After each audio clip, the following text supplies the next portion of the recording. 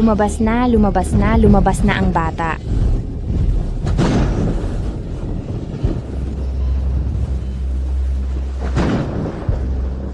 Bati.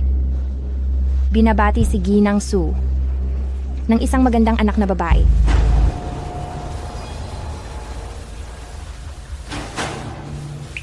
Ibigay mo sa akin ang bata. Ibigay mo sa akin ang bata.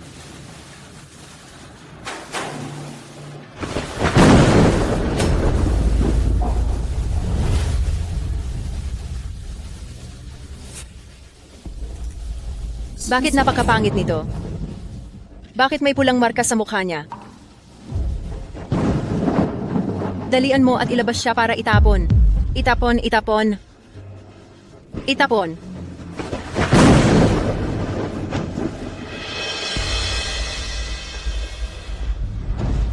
Nandito na ako. Ginoong Su, hindi gusto ng inyong asawa ang bata dahil pangit daw. Ayaw niya sa bata.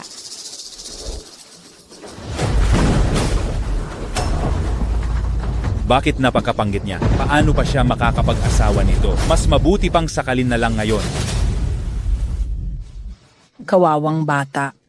Kung hindi ninyo siya aalagaan, ako mismo ang gagawa. Dadalhin ko siya pabalik sa probinsya para alagaan.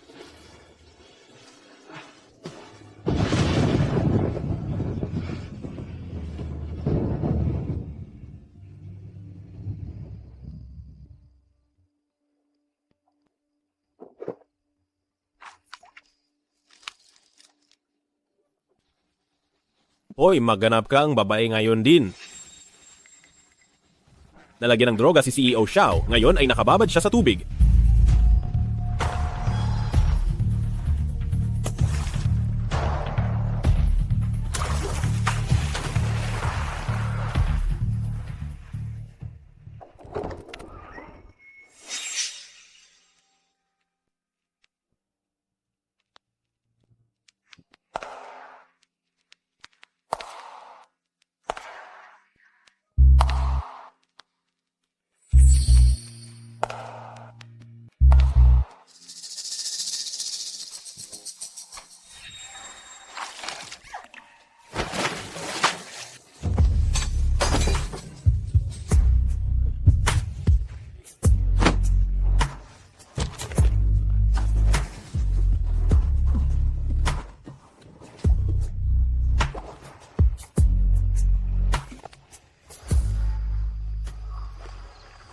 Nasaan si Sushao mo? Saglit lang na hindi ko siya binabantayan. Nawawala na naman. Humingi ng prutas ang bisita kanina. Pumunta si Xiao mo para magbigay ng prutas sa bisita. Napakapangit niya. Paano mo siya pinayagang maghatid ng prutas sa bisita? Kung nabigla ang bisita, wala na talaga sa inyo ang makakabalik sa trabaho. Pinagutusan kitang maglinis lang ng inidoro, hindi maglibot-libot kung saan-saan. Huwag mong isipin na dahil isa kang dalaga ng pamilya Su, hindi kita pwedeng turuan. Boss, paumaning. Umalis ka ngayon.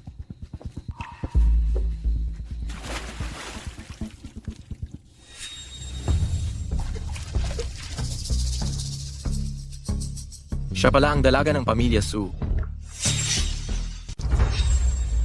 Zhang Yuan. Boss, ano ang problema? Maghanda ka ng regalo. Bukas, tayo ay magpo-propose na sa pamilya Su.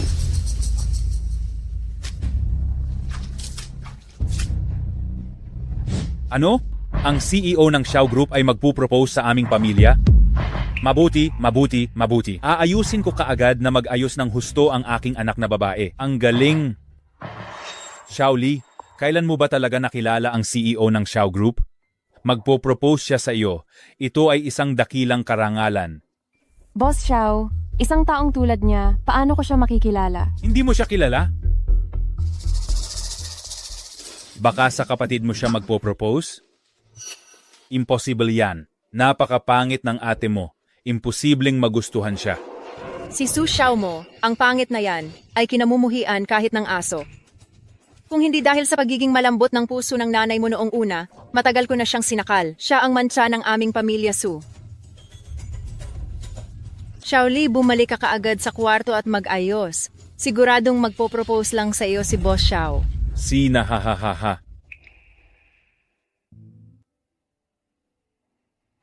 Bakit nawala ang birthmark sa mukha ko? Dahil ba yun sa lalaki kagabi? Pero nasanay na ako sa buhay na may birthmark.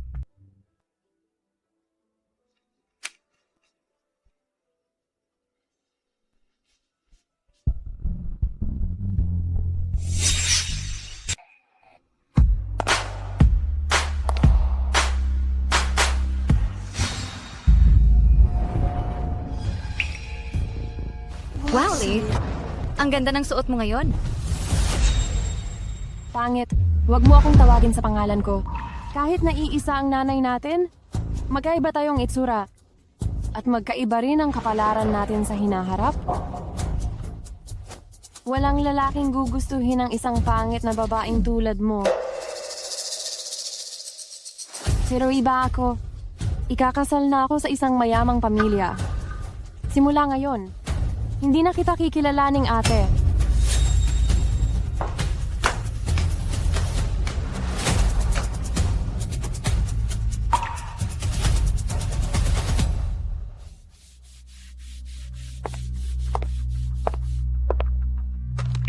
May importanteng bisita tayong darating ngayon.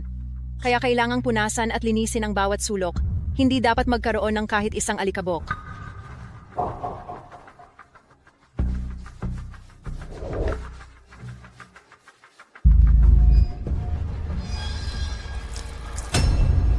Lee, ano bang ginagawa mo? Nanginginig lang naman ang kamay ko Bakit mo ako sinisigawan? Pero halata namang sinasadya mo. Susyaw mo, humingi ka ng tawad sa kapatid mo. Ma, pwede niyo akong utusan na magpunas ng sahig? Pwede mo rin akong ipadala sa isang hotel para maging pinakamababang uri ng serbidora? Gagawin ko. Pero si Lee ang may kagagawan nito. Bakit mo laging...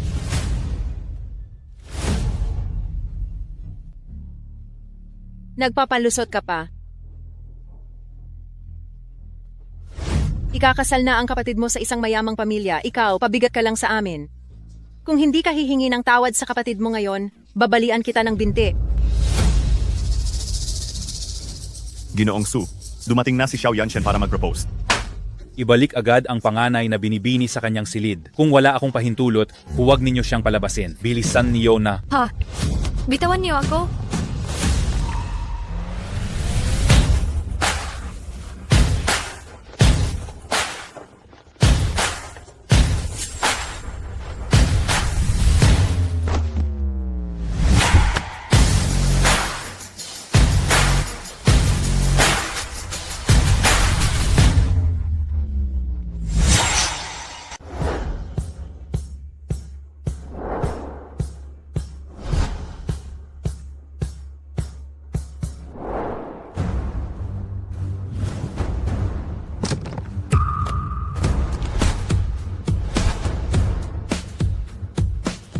Ginang Xiao, nabalitaan ko pong nandito kayo para mag-propose. Oh, sino ang panganay na binibini ng pamilya Su? Isa lang po ang panganay na binibini namin sa pamilya Su. At iyon po ang anak ko, si Suli. Tama, isa lang ang anak namin ng asawa ko, si Xiao Li. Binibining Su, humihingi ako ng tawad. May naglagay ng gamot sa akin kagabi. Kaya nagawa ko ang bastos na bagay na iyon sa iyo. Pero handa akong panagutan ka. Handa akong magbigay ng 10 bilyong dote para pakasalan ka. Binibining Su, payag ka ba? Di, Diyos ko, si Ginang Xiao ay nakipag-sleep sa isang babae kagabi. Pero nagkamali siya ng akala na ako iyon. Siyempre payag kami. Ang anak ko ay makakasal kay Ginang Xiao. Iyon ang swerte na pumanig sa kanya mula sa nakaraang buhay. Binibining Su, ang sagot mo ang gusto kong marinig. Ginang Xiao, Bitawan mo ako, bitawan mo ako. Ginang Xiao, ako. Anong tunog yun? Meron may tunog ba? Bakit parang wala naman akong narinig? Shaoli, may narinig ka ba? Wala po akong narinig. Wala rin akong narinig. Malinaw kong narinig ang sigaw ng isang babae kanina. Tama, narinig ko rin. Boss Xiao, yung tunog na narinig ninyo ay boses ng pusa namin. Putang ina, sumigaw ka pa. Baka putulin ko ang dila mo. Boss Xiao, talaga po bang gusto niyo akong pakasalan? Oh, sigurado akong papakasalan kita. Ang naramdaman ko kagabi ay hindi ko pa nararanasan kailanman. Gagawin kitang pinakamasayang babae sa buong mundo. Anong gagawin ko? Gusto ko siyang pakasalan. Pero kung malalaman niyang hindi ako ang babae kagabi, papatayin niya kaya ako? Boss Xiao, sobrang na-excite ang anak ko kaya hindi na siya makapagsalita. Siya, sobra siyang natuwa. Ang anak ko, ipinagkakatiwala ko na sa inyo ang aking anak. Binibining Sue. Itong scarf.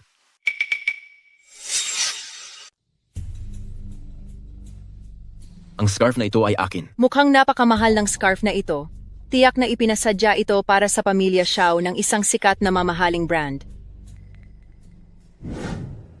Si Xiao mo ay anak mo rin. Ngayon, nakapagtapos na siya ng kolehiyo, bigyan mo naman siya ng trabaho. Hindi naman siguro pwedeng manatili si Xiao mo na kasama ako rito sa probinsya, hindi ba? Sige ma, dahil sinabi mo na iyan, sisikapin kong asikasuhin ang pagkuha niya ng trabaho.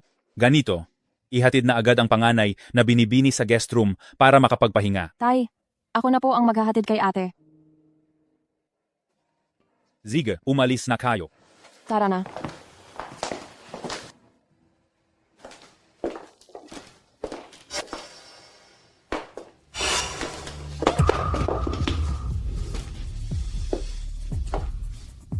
Ang lahat ng nasa pamilya Su ay akin. Kung maglakas loob kang agawin ito sa akin, hindi kita patatawarin.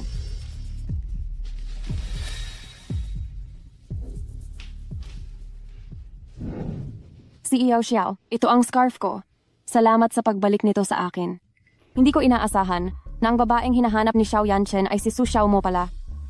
Buti na lang nalaman ko ito kaagad.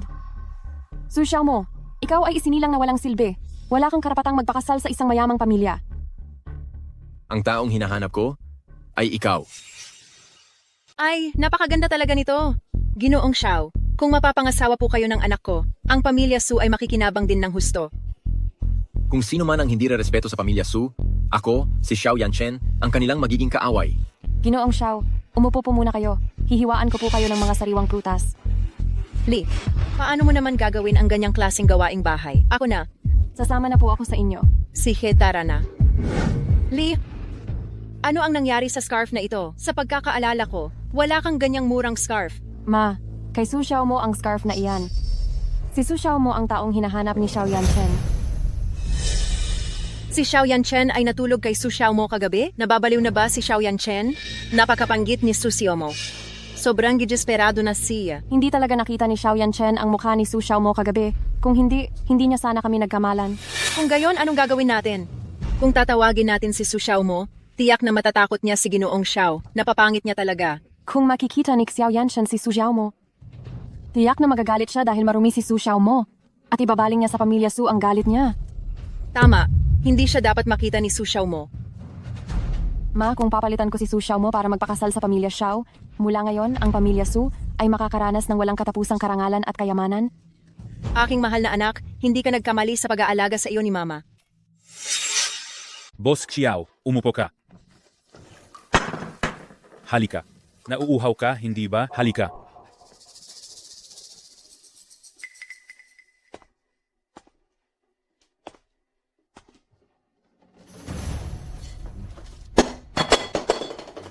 Presidente, may ingay sa ikalawang palapag. Huwag kang tumakbo. Assistant Zhang. Wala naman talagang tao sa ikalawang palapag. Malamang nagkamali ka lang ng dinig. Boss Xiao, wala naman talagang tao sa ikalawang palapag. Huwag kang umakyat. Aray, Boss Xiao, huwag kang umakyat. Boss Xiao, ito ang prutas na personal kong inihanda para sa iyo. Gusto mo bang tikman? Boss Xiao, ang anak ko ay halos maputol na ang kamay sa paghiwa ng prutas para lang sa iyo. Binibining Sue. Kung hindi ka sanay sa gawaing bahay, huwag mo na itong gawin pa dahil kung nasaktan ka, ako ang malulungkot. Boss Su, tumalon sa bintana ang panganay. Ano?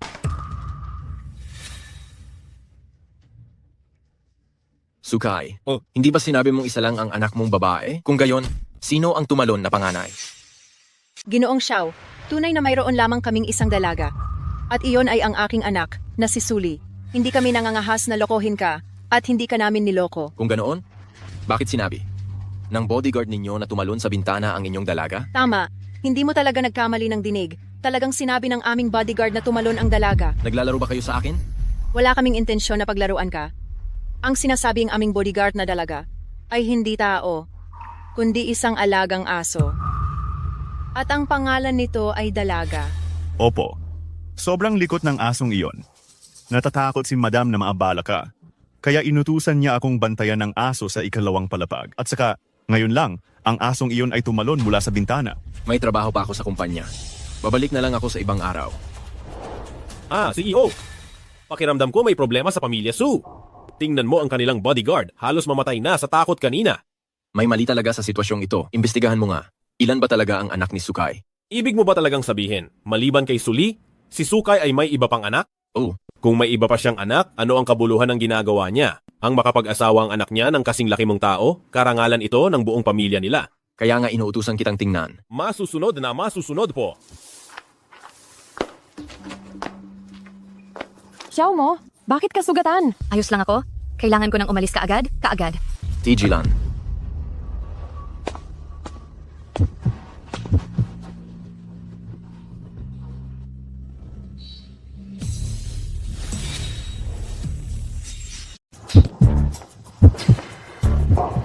Ikaw ba ang panganay na anak ng pamilyang Su? Boss Xiao, naiwan mo ang cellphone mo sa bahay.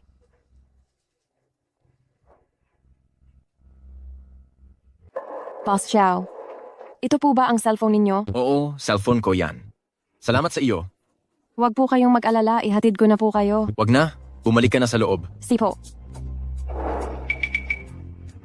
Nasaan na ang babae kanina? Tumakbo. Paika-ika, pero ang bilis pa ring tumakbo. Sabihin mo, posible kayang siya ang panganay na anak ng pamilyang Su? Hindi ko alam, pero aalamin ko yan. Itay, Inay, si Xiao Yanchen, nagdududa na ba siya sa akin? Niyaya ko siyang ihatid, pero tumanggi siya. Kung matutuklasan niya si Su Xiao mo, wala na akong pag-asa. Lee, huwag kang matakot. Kapag nahanap natin si Su Xiao mo, agad nating ipadadala siya sa ibang bansa. Hindi natin hahayaan na magkita sila ni Xiao Yanchen. Ganito, halika, bodyguard. Ikaw, kumuha ka ng ilang tao at maghanap sa paligid ng komunidad. Siguraduhin mong mahuli si Su Xiao mo at dalhin dito. Narinig mo ba? Narinig po. Sige, umalis na. Ano na?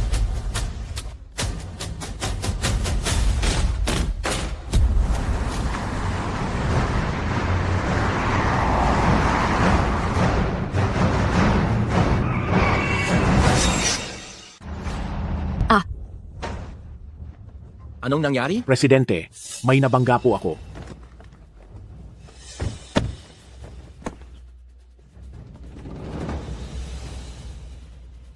Siya yon.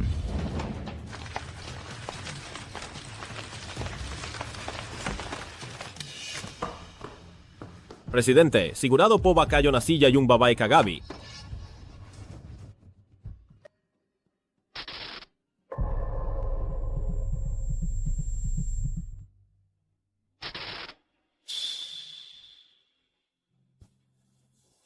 Presidente. Presidente. Presidente. Hindi ako sigurado. Dahil gusto ko siyang mahanap ng sobra. Kaya ngayon, sino mang babae na nakikita ko, pakiramdam ko ay siya. Huwag po kayong mag-alala. Tanungin natin siya paggising niya. Bossu, hinanap na po namin ang buong komunidad. Pero hindi namin nakita ang binibini. Hindi namin alam kung saan siya nagtago. Ano? Wala siyang dalang cellphone, wala siyang dalang wallet. Saan siya pupunta? Para kayong walang kuwenta. Hindi kaya tumakbo siya sa probinsya?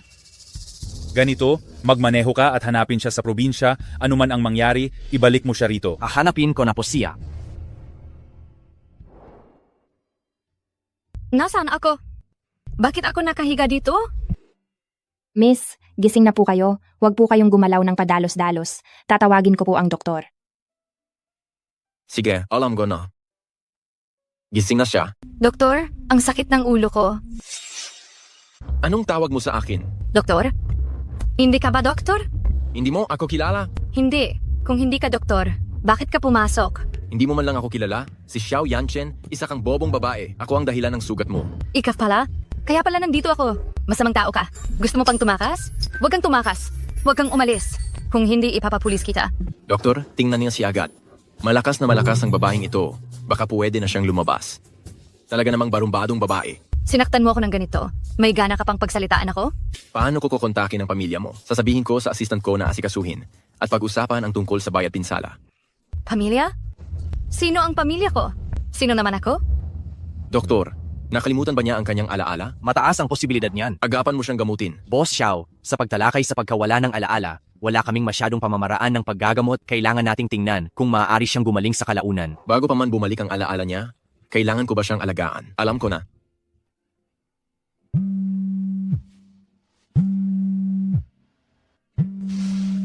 Hello? Hello, sir? Naimbestigahan na namin ang lahat. Si Sukay ay may 2 anak na babae. Bukod kay Suli, may isa pa siyang anak na ang pangalan ay Su Xiaomo. Tama nga ang hula ko. Nilinlang ako ni Sukay. Si Su Xiaomo ang babaeng hinahanap ko. Opo, si Su Xiaomo, dati siyang waiter sa Imperial Hotel, tugmang-tugma sa impormasyong ibinigay nyo. Nasaan siya? Gusto ko siyang makita ngayon din. President, si Su Xiaomo, siya ay nawawala. Nawawala? Isang taong buhay? Paanong nawawala? Itinatago ba siya ng pamilya Su? Sabihin mo kay Sukay, kung hindi niya maibigay ang babae sa loob ng 3 araw, ipapabagsak ko ang pamilya Su niya agad-agad. Masusunod po. Anong ginagawa mo? Tito, sabi ng doktor, pwede na akong lumabas. Tara na.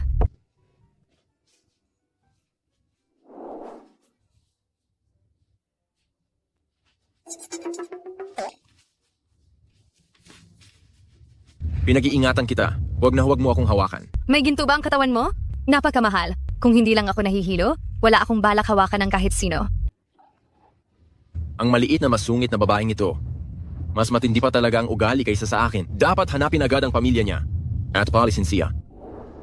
Anong gagawin? Anong gagawin? Hindi pa alam ni Xiao Yanchen kung gaano kapangit si Xiao Mo. Akala niya, itinago natin siya. Inutusan pa niya tayong ipakita si Xiao Mo sa loob ng 3 araw. Sabihin mo, anong gagawin? Bakit ka nagmamadali? 3 araw.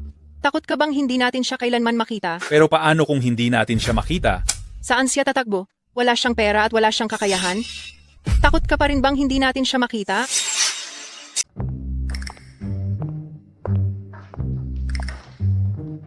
Yanchen, ito ang panganay na anak ng pamilya Su. Nakasama mong lumandi sa hot spring. Talagang napakaganda niya. Tito, ano po ba ang ibig sabihin ng lumandi sa hot spring? Mga usapan ng matatanda. Huwag kang makialam. Dahil hindi siya ang panganay na anak ng pamilya Su, bakit mo pa siya dinala rito? 2 araw pa lang, nagpalit ka na agad ng damdamin. Hindi ko napansin noon na ganyan ka pala kahuwat. Lola, hindi po yan ang iniisip ninyo. Ang kwento po nito ay mahaba. Kung ganon, paiksiin mo. Inuwi mo ang bata, pumayag ba ang mga magulang niya? Nakalimutan niya ang alaala niya. Kaya kinailangan ko siyang iuwi muna. Ikaw talaga ay mapanira. 2 babae agad ang sinasalo mo. Tingnan natin kung paano mo ito kakayanin. Lola, hindi kami magjowa. Kapag nahanap ko ang pamilya niya, ipaalis ko siya agad. Paano kung hindi mo mahanap? Huwag ka na malungkot. Napakamayaman ng pamilya natin. Suportahan siya habang buhay. Hindi iyon problema. Malit na babae. Anong pangalan mo? Kung gayon, Xiameng na lang ang itatawag sa iyo. Akin ang apelido. Ang bait naman ni Xiameng. Kung ikaw ang magiging manugang kong babae, ang ganda. Lola, nakita ko na po ang kinaroroonan ng panganay na anak ng pamilya Su. Ang asawa ko ay si Su Xiaomo lang.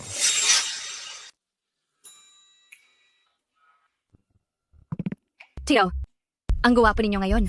Tiyak na mabibighani sa inyo ang panganay na babae ng pamilya Su kapag nakita kayo. Dito ako para tawagin kayong kumain ng agahan.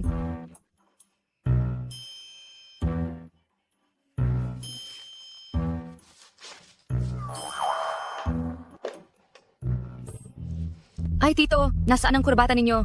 Saan napunta ang kurbata ninyo?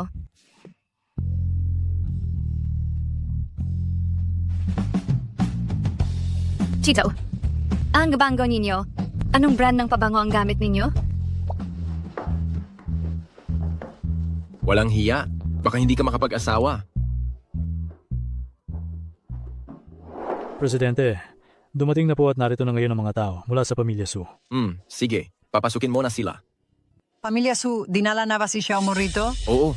Binigyan ko sila ng 3 araw para ibigay si Xiaomo. Kaya, dinala nila ang tao ngayon. Gusto kong makita kung gaano kaganda itong si Su Xiaomo para mabaliw ka ng ganyan. Presidente Xiao. Bakit 3 lang kayo? Nasaan si Xiaomo? Xiao. Pinahanap ko siya sa lahat, pero hindi ko talaga siya makita. Hindi kami ang nagtago sa kanya, kundi siya. Ang tumakas. Sukay, Sa tingin mo ba ay maniniwala pa ako sa mga kalokohan mo? Ji Xiao, totoo ang sinasabi ng asawa ko. Inaamin kong niloko ka namin noong nakaraan. Pero may matindi kaming dahilan ngayon. Ziga. Pakinggan ko kung ano ba talaga ang matinding dahilan ninyo. Kung hindi ninyo ako mabibigyan ng sapat na dahilan para makumbinsi ako, pababagsakin ko kaagad ang pamilya Su. Ji Xiao, hindi mo lang talaga nakita noon ang tunay na kulay ni Su Xiao mo, kaya hanggang ngayon ay nag-aasam ka pa rin sa kanya. Talagang napakapangit ni Su Xiao mo, kaya hindi namin isinapubliko ang kanyang pagkatao. Kung hindi, sa ganoong magandang pagkakataon para makasama ang pamilya Xiao, bakit pa namin ito isusuko? Ji, Xiao. Totoo po ang lahat ng sinabi ni Mama. Iyang si Su Xiao mo. May malaking marka siya sa mukha. Nakakatakot tignan. At saka lumaki siya sa probinsya. Napakabobo. Ngayong umalis siya, baka namatay na siya sa labas. Imposible. Siguradong niloloko niyo ako. Uminom ka muna ang tubig, Tito.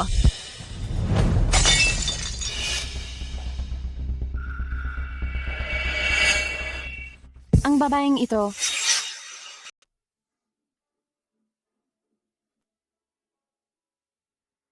Sa susunod, hayaan mo na lang ang mga tauhan ang gumawa niyan.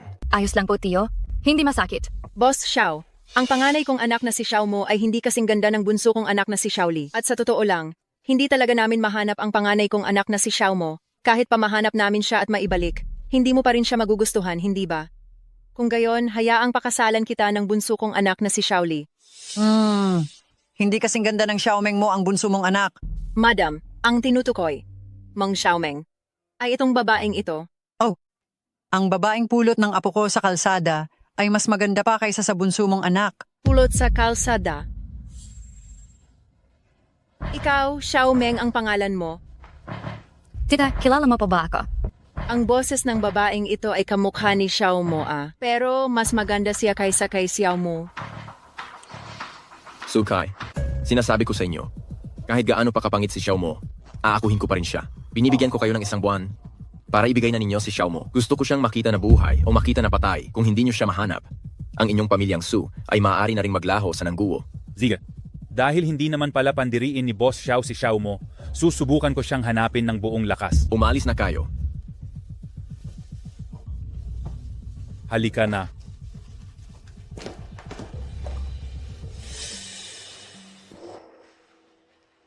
Yanshan, dahil si Su Xiao mo ay hindi alam kung buhay o patay. Mas mabuting makipagdevelopan ka ng pag-ibig kay Xiaomeng, hindi ka naman siguro magpapakamatay para sa iisang babae lang, hindi ba?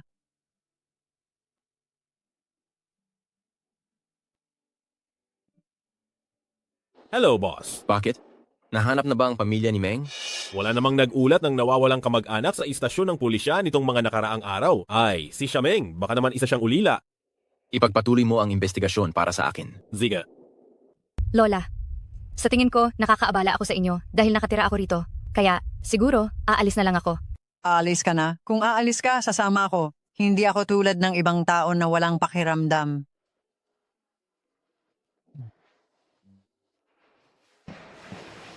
Lola, tumatawag lang ako para magtanong. Hindi ko naman siya pinaalis. Di ba, Lola? Mabuti naman kung ganon. Si Meng, masunurin, at marunong makipagkapwa-tao. Iyan ang gusto ko. Huwag na huwag mo siyang aabusuhin, ha?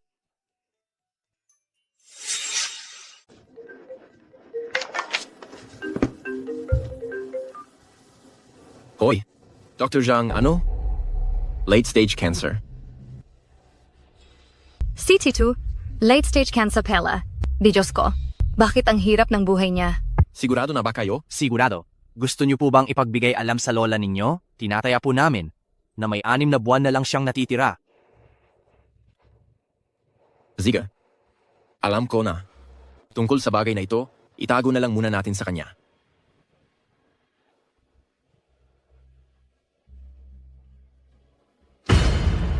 Sino? Tito, pinapunta ako ni Lola para magdala ang pakain mo.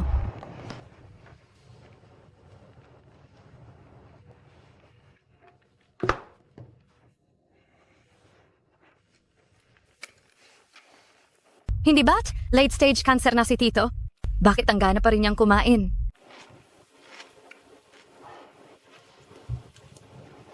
Tapos ka na bang tumingin? Bakit mo ako tinititigan?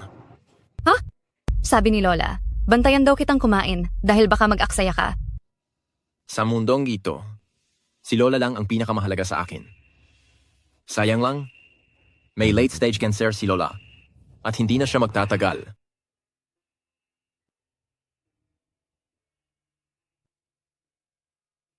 Tito, siguro naiisip niya na hindi na siya magtatagal, kaya siya umiiyak sa lungkot.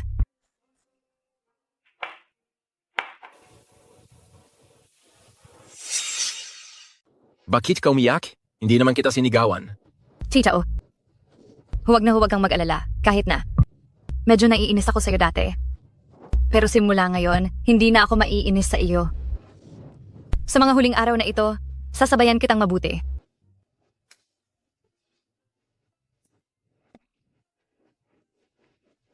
Si Shamang? May sakit ka ba? Lumabas ka. Hoy! Hoy! Ano ba itong ginagawa mo? Hoy! Hoy! Bakit ka ba nakaganyan?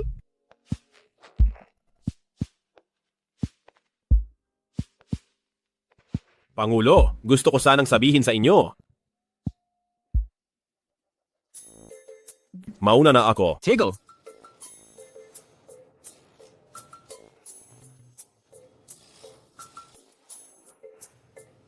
Hindi ikaw ang pinatutungkulan ko, lumabas.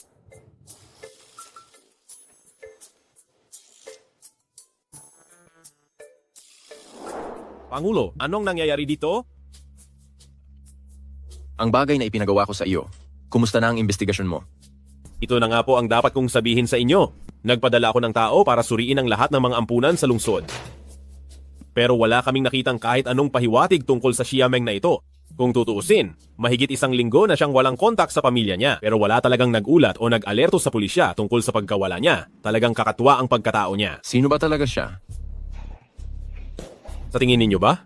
Posible kayang espiya siya na pinadala ng kalaban nating kumpanya? Tingnan mo ang talino niya. Mukha ba siyang espiya? Pangulo, bakit ninyo sinasabi iyan?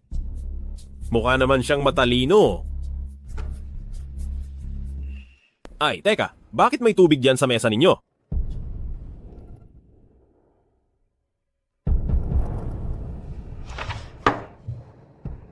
Tubig iyan mula sa utak niya. Ipagpatuloy mo ang pag-iimbestiga. Opo, sige po.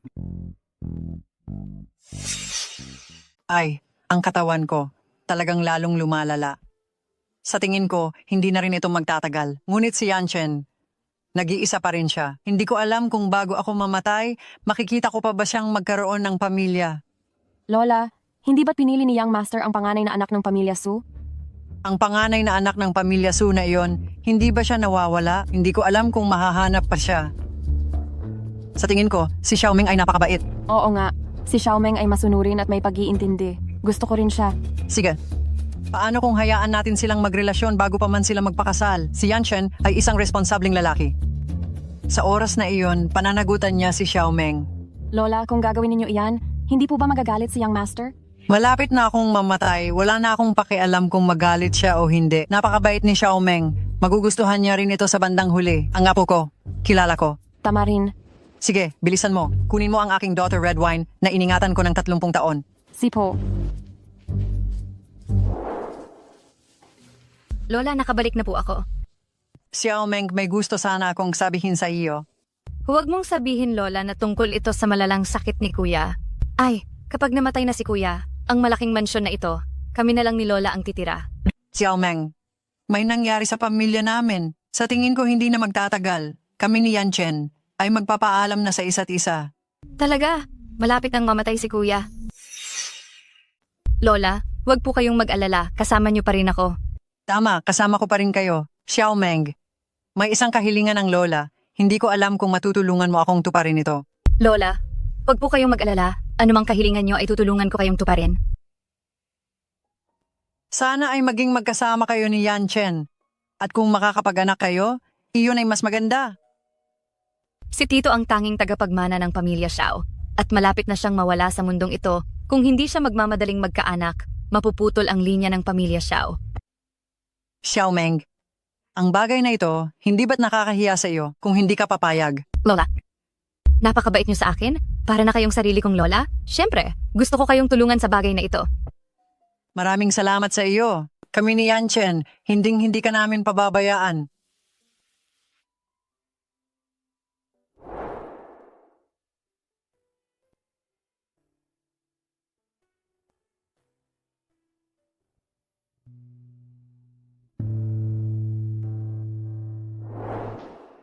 Yanshan. Masaya ang lola ngayong gabi. Ilabas mo ang nuerhong na iningatan ko sa loob ng 30 taon. May malubhang sakit si Tito? Pwede pa ba siyang uminom? Baka naman pagkatapos ng isang baso, sumakabilang buhay na siya? Sa ganoong sitwasyon, paano pa niya ipagpapatuloy ang linya ng pamilya Xiao? Tikman mo. Ziga. Tito. Ako na lang ang iinom para sa iyo.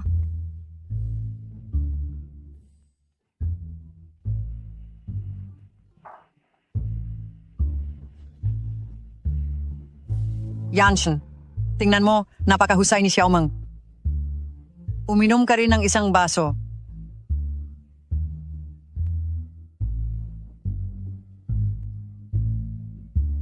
Tito, kung ganyan ka uminom, magiging maayos ba ang lahat? Inuziza mo ba ako?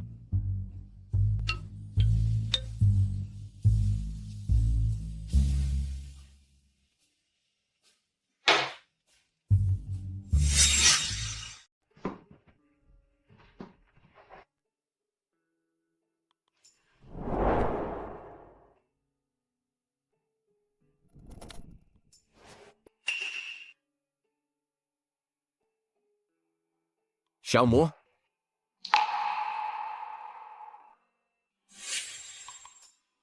Ikaw ba si Xiao Mo?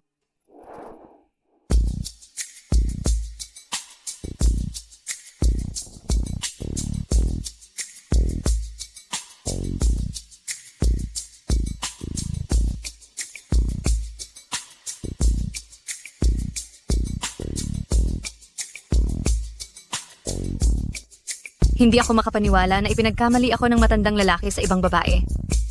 Hayaan na. Ilang araw na lang naman ang itatagal niya, kaya hindi ko na lang siya papansinin.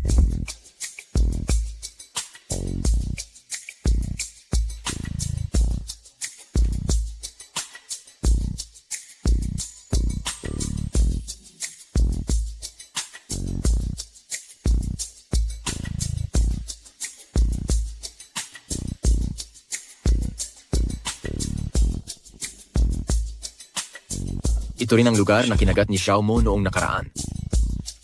Lolo, pagod ka ba? Alam kong mahina ang katawan mo ngayon. Tara, ihiga na kita. Mahina ang katawan ko? Mukhang kung hindi kita tuturuan ng leksyon ngayon, hindi ka titigil.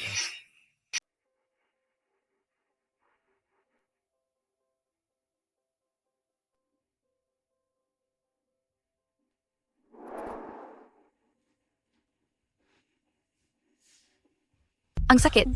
Hindi ba't may taning na ang buhay mo, sir? Bakit parang hindi ka man lang nagkakasakit? Anong pinagsasabi mo diyan? Ah, wala naman. Nag-aalala lang ako sa iyo. Kahit na ang dating mo'y parang isang normal na lalaki lang kahapon. Pero, payo ko lang, huwag mo sanang uubusin ng husto ang katawan mo. Dapat maging katamtaman ka, para mabuhay ka pa ng dagdag na ilang taon. Anong ibig mong sabihin na parang normal na lalaki lang ako kagabi? Talaga namang normal akong lalaki. Si sir, kahit may matinding sakit, nagpapakamalakas pa rin. Hey, ang nakakainis na kapalaluan ng mga lalaki. Nalasing ako kagabi at napagkamalan kitang si Xiao Mo. Ayos lang, hindi ako galit. Talaga bang sigurado kang hindi ka nagagalit? Oh, saka, nag-enjoy din naman ako. Walang hiya.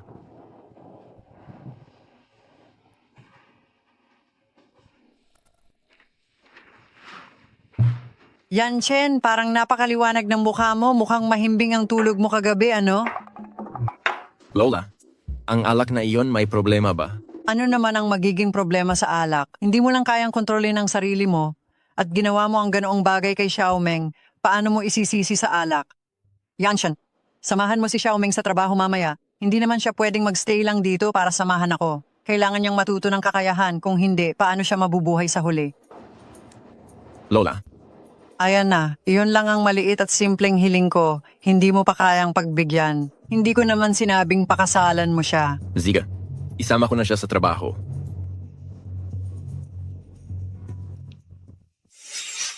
Matanda, malapit na siyang mamatay. Pero pumapasok pa rin araw-araw? Sino ang gusto niyang pilitin magtrabaho ng husto? Ano ang tinitingnan mo? Ang guwapo ko ba talaga? Matanda, hindi ka ba napapagod sa iyong trabaho araw-araw? Sa totoo lang, bukod sa trabaho, marami pang makabuluhang bagay na pwedeng gawin. Xiameng, ano ba talaga ang gusto mong sabihin? Kung ganoon, ngayon huwag ka nang pumasok sa trabaho. Sasama ako sa iyo para mamasyal. Akala mo ba napakalibre ko? Kung ayaw mong sumama sa akin magtrabaho, pwede ka nang bumaba sa sasakyan ngayon.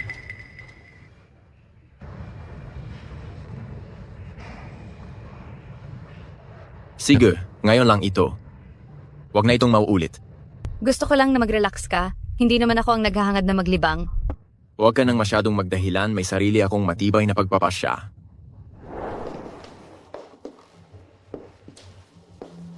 Matanda, gusto kong tumingin sa tindahan na ito.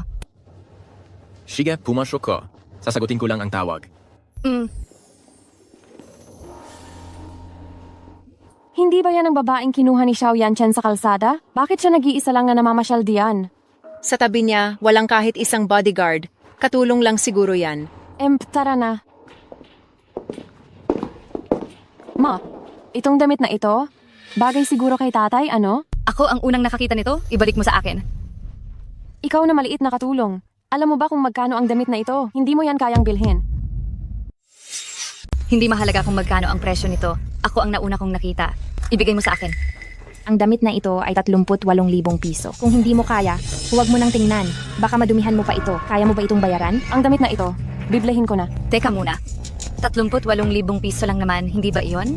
Anong meron doon na ka-importante? Aba, ang hangin mo naman. Tingnan mo nga, nagtatrabaho ka lang bilang katulong doon sa pamilya Xiao. At lumaki na ang ulo mo dahil doon. Titingnan ko nga kung kaya mo talagang bilhin ito o hindi. Kung wala kang pera, bakit ka pumasok sa tindahan namin? Umalis ka na agad.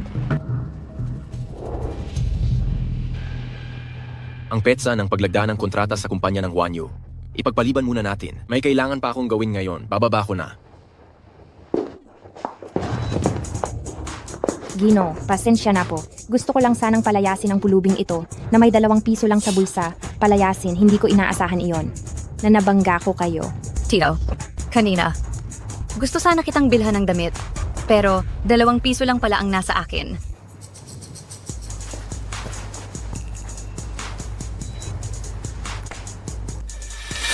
Ngayon, may karapatan na ba siyang pumasok?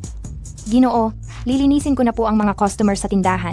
Para sa inyo at sa ginang na ito, magbibigay kami ng Vendo EP, closed door service. Hindi na kailangan. Hindi ako bibili ng damit sa iyo. Tito, tumingin na lang tayo sa ibang tindahan. Mr. Xiao, hindi ko inaasahang makikita ko kayo rito. Kami ay bumibili ng damit. Kayo ba ay bibili rin ng damit? Nakita na ba si Xiao mo? Personal na dinala ng asawa ko ang mga tao para hanapin siya. Siguradong makikita siya kaagad. Tito, siya iyon? Gusto niyang agawin ang damit na pinili ko kanina. Ay, Xiaomeng, kanina kasi. Gusto ko sanang bayaran ang damit at ibigay sa iyo. Ganun ba talaga? Bakit mo ako sinaktan? Hindi kita sinaktan. May nakita akong lamok sa mukha mo. Gusto ko lang sanang tulungan kang patayin ng lamok. Mama! Sina, para bigyan ng respeto si Mr. Xiao, tigilan mo na ang pag-iyak. Mr. Xiao, tingnan ninyo. Oras na rin ang kainan. Bakit hindi na lang tayo sabay-sabay kumain? Ziga.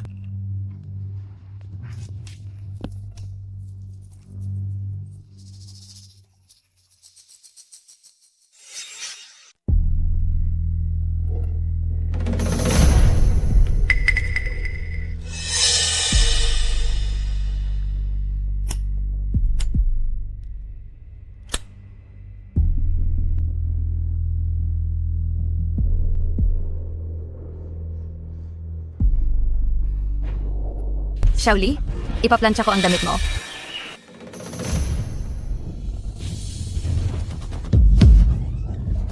Tungkol sa paninigarilyo ko, kung maglakas loob kang sabihin sa mga magulang ko, mamamatay ka.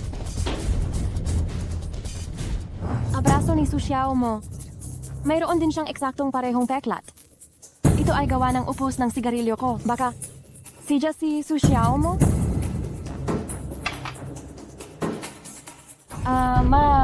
Medyo masama ang pakiramdam ko. Baka umuwi na muna tayo. Kakaupo pa lang natin. Bakit masama na agad ang pakiramdam mo? Ma, masama talaga ang pakiramdam ko. Umalis na tayo. Ito, bihira lang nating makita si Boss Xiao. Bakit nagmamadali kang umalis? Sa ganda ng pagkakataong ito, hindi mo ba alam kung paano sunggaban? Aray. Boss Xiao, pasensya na po, medyo masama po kasi ang pakiramdam nga na ko ngayon, kaya ihahatid ko muna siya pauwi, mag-schedule na lang tayo ulit. Emma, Ay, Xiaoli, anong nangyayari sa'yo? Ma, si Xiameng na iyon ay si Su Xiaomo. May birthmark sa mukha si Su Xiaomo, pero si Xiameng, wala namang kahit anong mancha sa mukha niya. Hindi ko alam ang tungkol sa birthmark. Pero sigurado ako na si Xiameng ay si Su Xiaomo, may peklat siya sa kamay na eksaktong katulad kay Su Xiaomo. Ha? Kung hindi natin pag-uusapan ang birthmark, subukan mong isipin. Ang boses niya, ang figura niya, hindi ba't katulad ni Su Xiaomo? Ay naku, hindi ko naman talaga tiningnan ng mabuti si Su Xiaomo. Sobrang pangit niya. Kung titingnan ko pa siya ng matagal, hindi na ako makakain. Ziganan ka. Basta, si Xiameng ay si Su Xiaomo.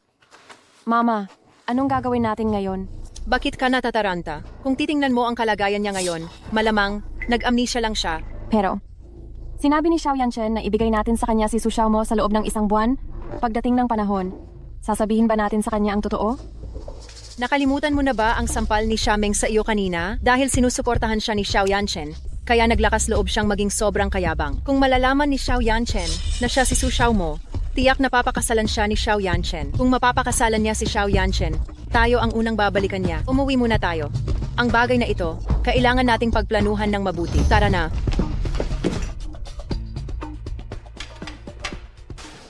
Xiameng, may ilang bagay na mas mabuting linawin natin. Anong bagay yan? Kapag nahanap na ng pamilya Su si Su Xiaomo, pakakasalan ko siya kaagad. Sa oras na iyon, hindi na angkop na tumira ka sa bahay ko. Ay, nakabalik na pala kayo. Lola, kiyat na po muna ako. Yanchen, anong nangyari kay Xiaomeng? Ginagalit mo ba siya? Iniharap ko na sa kanya na pagkatapos kong pakasalan si Su Xiaomo, kailangan niya nang umalis. Hindi mo pa nga nakikita si Su Xiaomo. Ang sabi ng pamilya niya ay napakapangit daw nito. May Xiaomeng ka na napakagandang babae. Bakit kailangan mong pakasalan ng pangit na babae? Gaano man kapangit si Xiaomeng, pananagutan ko pa rin siya. Kung ganoon, paano mo pananagutan si Xiaomeng? Bibigyan ko siyang halaga upang hindi na siya mamroblema sa kanyang pamumuhay habang buhay. Sige na, kung iyan ang desisyon mo, wala na akong sasabihin.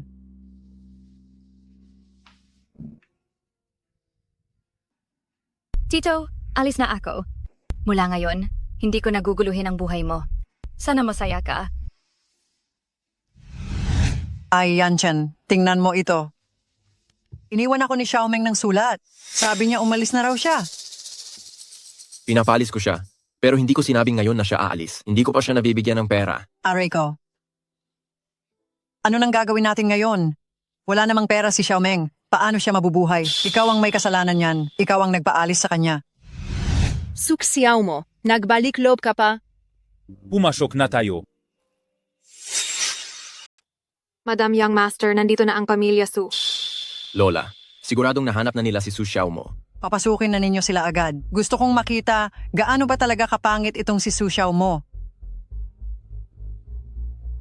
Ginoong Xiao, sa wakas, nahanap ko na ang aking anak. Siya ang aking anak, si Su Xiaomo. Pagbati po, madam. Pagbati, Jinong Xiao. Yanchen, sigurado ka ba? Siya ang taong hinahanap mo? Lola, hindi ko nakita ng malinaw ang mukha niya noon. Pero sigurado ako na, ang hinahanap ko ay ang panganay na binibini ng pamilya Su.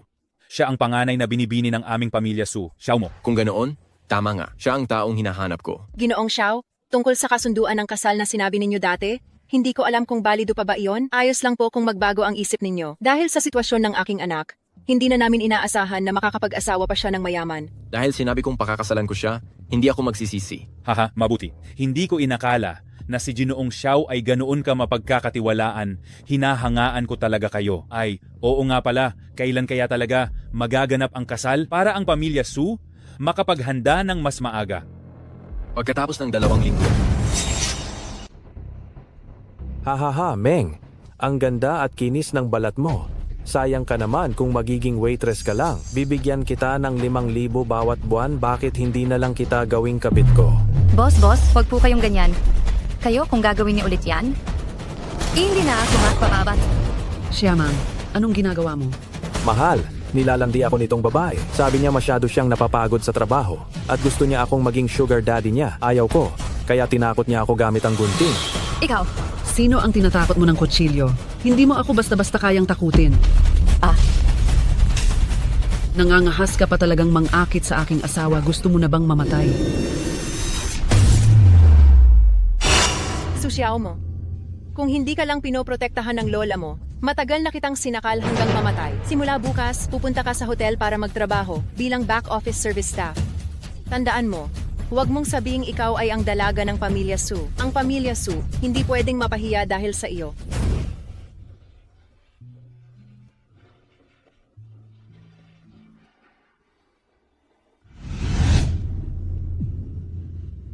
Kaya pala. Ako pala si Su Xiaomo na matagal nang hinahanap ni Xiao Yanchen.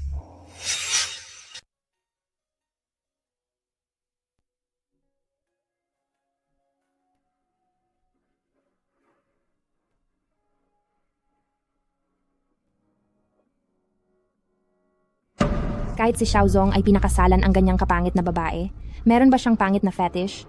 Nabalitaan ko na malaki raw ang utang na loob ni Xiaozong sa babaeng ito.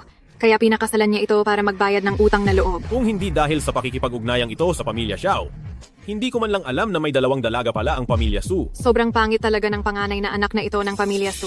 Kaya normal lang na itago ng pamilya Su ang pagkatao niya.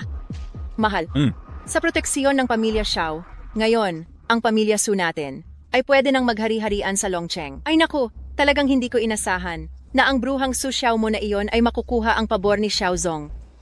Pero ang Su Xiaomo na nasa entablado ay peke. Sinasabi nating siya ang totoo. Siya ang totoo.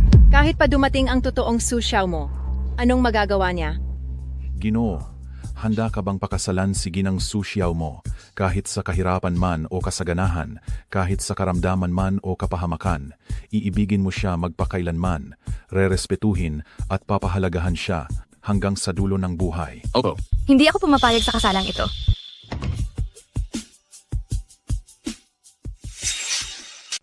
Hindi pumapayag ang nobyo.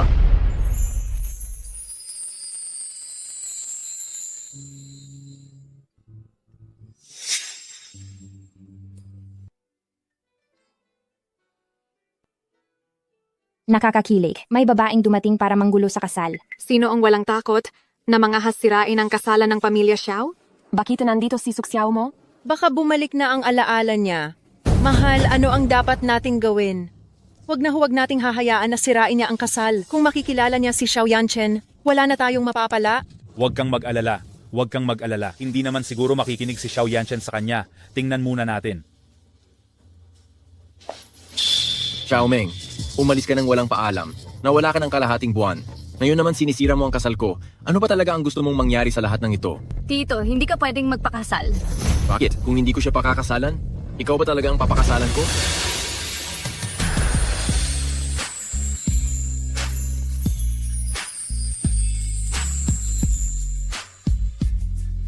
Diyos ko, hinalikan ng babaeng yan si CEO Xiao. At si CEO Xiao na kilalang hindi lumalapit sa babae, hindi niya man lang ito pinunit.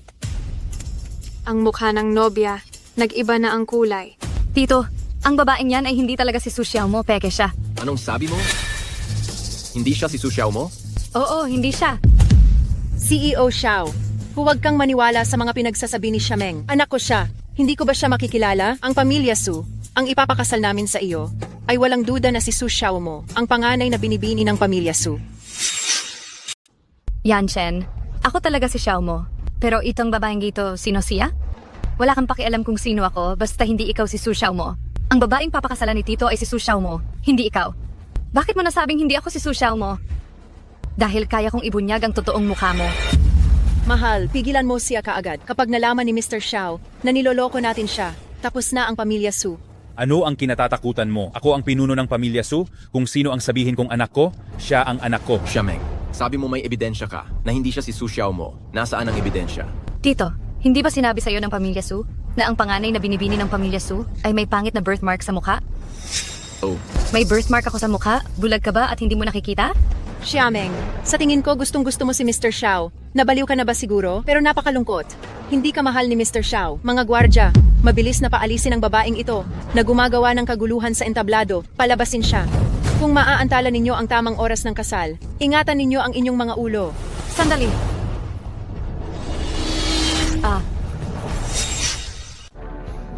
Xiameng, Anong ipinukol mo sa mukha niya? Napakademonyo naman ng babaeng yan. Baka may laso na talaga yung ipinukol niya. Patay na. Masisira ang mukha ng panganay na babae ng pamilya Su.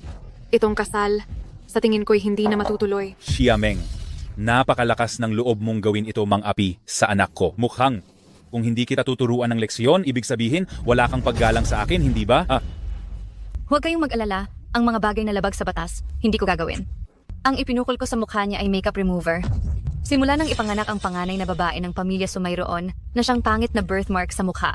Ang birthmark sa mukha ng impostor na ito ay iginuhit lamang. Tito, kung hindi ka naniniwala, pwede mo siyang tingnan kung nandoon pa ang birthmark sa mukha niya.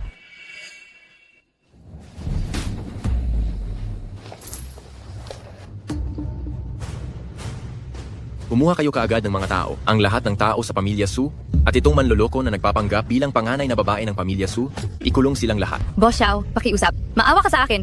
Wala akong kasalanan. Lahat ng ito ay... Boss Xiao, ang mukha ng anak ko ay wala naman talagang birthmark. Ginoong Xiao, noong ipinanganak ang anak kong si Xiao Mo, nagpahula kami sa isang master tungkol sa kapalaran niya at sinabi niyang may nakalaang malaking sakuna para sa kanya, kaya kailangan niyang magpanggap na pangit. Para maiwasan ito, kaya patuloy namin siyang pinapapanggap na pangit para lang makaiwas sa kapahamakan. Sinabi rin ng master na ang pagpapakasal ay isa ring paraan para malampasan ang lahat. Ay oo, tama, Ginoong Xiao, tama ang sinabi ng asawa ko. Balak sana naming sabihin sa iyo ang totoo pagkatapos ng kasal, pero hindi ko inasahan na magpapagulo ang isang taong may masamang hangarin, napakahayop talaga. Ginoo, hindi talaga ako nagsisinungaling. Xiameng, paano pa ako maniniwala sa'yo? Mas alam mo pa ba ang sitwasyon ng pamilya Su kaysa sa mga miyembro ng pamilya Su? Ako, Ginoong Xiao, si Xiameng ay halatang nanggugulo lang. Palabasin mo na siya kaagad. Kung ma-miss namin ang tamang oras ng kasal, hindi magiging maganda iyon. Bodyguard, ilabas ninyo si Xiameng. At huwag na siyang hayaang makatapak muli sa venue ng kasal. Ginoo, lahat ng sinasabi ko ay totoo. Kailangan mo talaga akong paniwalaan.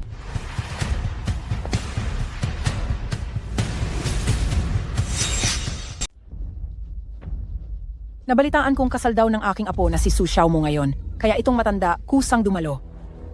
Kayo, hindi ba nasa probinsya kayo? May sakit kayo, kaya hindi na namin kayo inabisuhan. Kailan ko sinabing masama ang pakiramdam ko? Ikaw na anak na walang utang na loob. Naglakas loob kang magsumpa sa akin.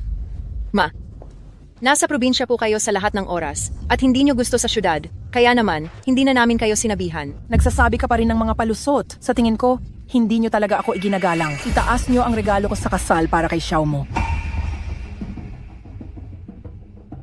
Bilisan mo, mag-isip ka ang paraan. Mabilis mahahalata ng mama mo na peke si Xiao Mo. Ay, ayos lang yan.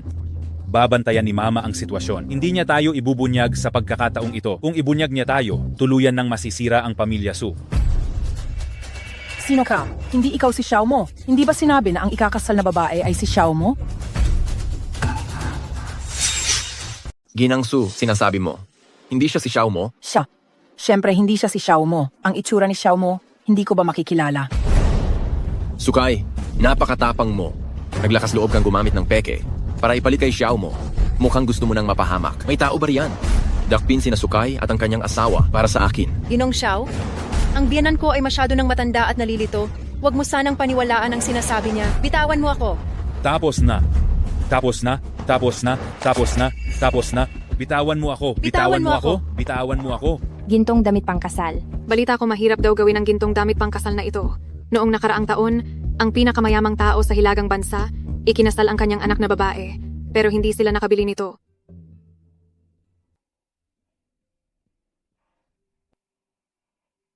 Xiaomo. Siya talaga si Xiaomo. Ginang Su, talaga bang sigurado kayo? Siyang panganay na binibini ng pamilyang Su, si Su Xiaomo? Ako ay sigurado.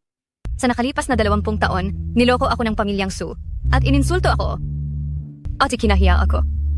Ngayong may bago akong pagkakakilanlan, hindi ko na gusto pang magkaroon ng anumang koneksyon sa pamilyang Su.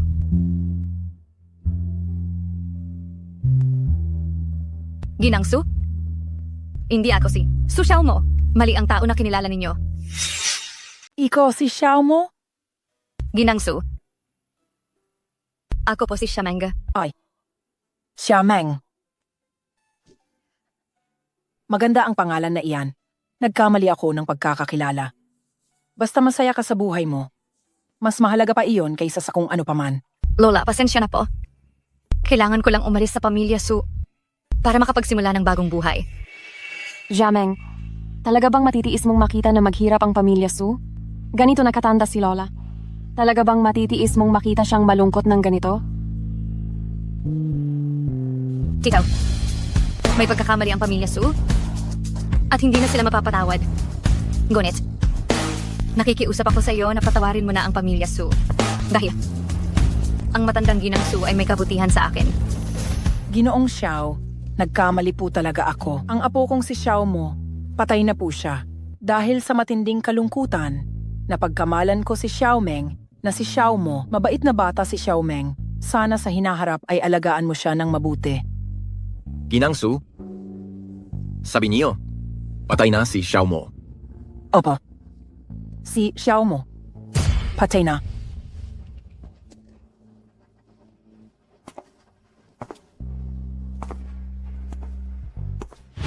Tito, huwag ka nang magalit. Kapag nagkasakit ka, sayang naman. Xiameng, paano mo nalaman na peke si Su Xiao mo na nasa kasal ngayon? Dahil ako ang tunay na Su Xiao mo. Iyong, babaeng tinawag na Su Xiao mo. Kilala ko. Ganoon pala, naging pabaya ako. Hindi ko inakala na maglalakas loob ang pamilya Su na lokohin ako. Teka, naalala mo na ang lahat. Sino ka nun? Bakit hindi ko mahanap ang impormasyon mo kahit anong gawin kong paghahanap? Wala akong magulang. Isa akong ulila na pinalaki ng komunidad. Ay, Tito, ayoko nang balikan pa ang mga nakaraan. Saan ka nagpunta nitong kalahating buwan? Alam mo ba na matagal kitang ipinahanap? Dahil dito, nagalit si Lola sa akin ng husto at hindi na siya dumalo sa kasal ko. Tito, bitawan mo ako. Sinasaktan mo ako. Ngayon, umuwi ka na sa akin at magpaliwanag ka kay Lola. Sige, sasama ako sa iyo pa uwi. Hanggat hindi pa rin ako itinatanggi ni Lola, magpapatuloy ako sa paninirahan sa inyong bahay. Akala mo ba ang bahay namin ay pwedeng puntahan kung kailan mo lang gusto at umalis kung kailan mo kailangan? Ano ba ang gusto mo? Kung pumunta ako sa inyo, hindi mo ba ako pahihintulutan kumain ng hapunan? Pagkatapos kumain ng hapunan, gagabihin na. Tayo ay... Tama na. Sumakay ka na sa kotse. Naku, Meng, nakabalik ka na. Tingnan mo naman, sa loob ng isang kalahating buwan ka nang nawala, hindi mo alam kung gaano ako nag-alala. Lola, patawarin niyo po ako. Hindi ako dapat umalis ng walang paalam. Ang pagbabago ng pag-uugali ay tanda ng mabuting bata. Ay, bakit ka umuwi? Tapos na ba ang kasal? Nasaan ang asawa mo? Ngayon at nakabalik na si Meng, ikaw at ang asawa mo, lumabas kayo't manirahan sa labas. Lola, ang kasal ni Tito, sinira ko. Ha? Ganong ka pala kagaling? Ang bagay na hindi ko magawa, nagawa mo pala. Lola, pinatira mo pa rin si Xiameng dito sa bahay natin? Ano bang problema? Hindi ka ba sumasanggayon? Wala akong reklamo. Asawa ko, sobrang kalabisan na ginawa ng nanay mo ngayon. Hindi lang niya tayo hindi tinulungan, pero muntik pa tayong mapahamak. Naku, parang wala na sa sarili si Mama. Mabuti na lang at nakiusap si Xiao mo para sa atin. Iyang si Su Xiao mo, ang walang kwentang babae na iyan. Siguradong naibalik na ang alaala niya, kaya sinasadya niyang huwag tayong kilalanin. Gusto niyang tuluyan ng putulin ang ugnayan sa atin. Sino bang may kasalanan? Sobrang inaabuso mo siya noon. Kung makapagsalita ka, parang napakabait mo sa kanya. Kung hindi lang dahil nakakapit na siya ngayon sa pamilya Xiao, hindi mo man lang siya titingnan ng diretsyo. Naku, Tay, Nay, tigilan niyo na ang pag-aaway. Nawala na ang birthmark sa mukha ni Su Xiao mo. Para na siyang mangkukulam ngayon, ginayuman na niya si Xiao Yanchen. Hahayaan ba nating mapunta lang sa kanya ang lahat at umakyat na lang siya? Hindi ako papayag. Inalagaan natin siya sa loob ng maraming taon. Ngayon na ang tamang panahon para suklian niya tayo. Bakit niya gustong makipaghiwalay? Makikipaghiwalay na lang. May panangga na siya ngayon kay Xiao Yanchen, wala rin tayong magagawa sa kanya. Tay, nakalimutan niyo na ba si Lola? Si Lola ang nagpalaki kay Su Xiao mo. Si Lola ang kahinaan niya. Kapag ginamit natin si Lola para takutin siya, hindi ba natin siya mapapasunod ng tahimik? Tama si Xiaoli. Asawa ko, sa pagkakataong ito, kung hindi tayo makakakuha ng malaking halaga sa kanya, kapag namatay na nga ang nanay mo, wala na tayong pagkakataon.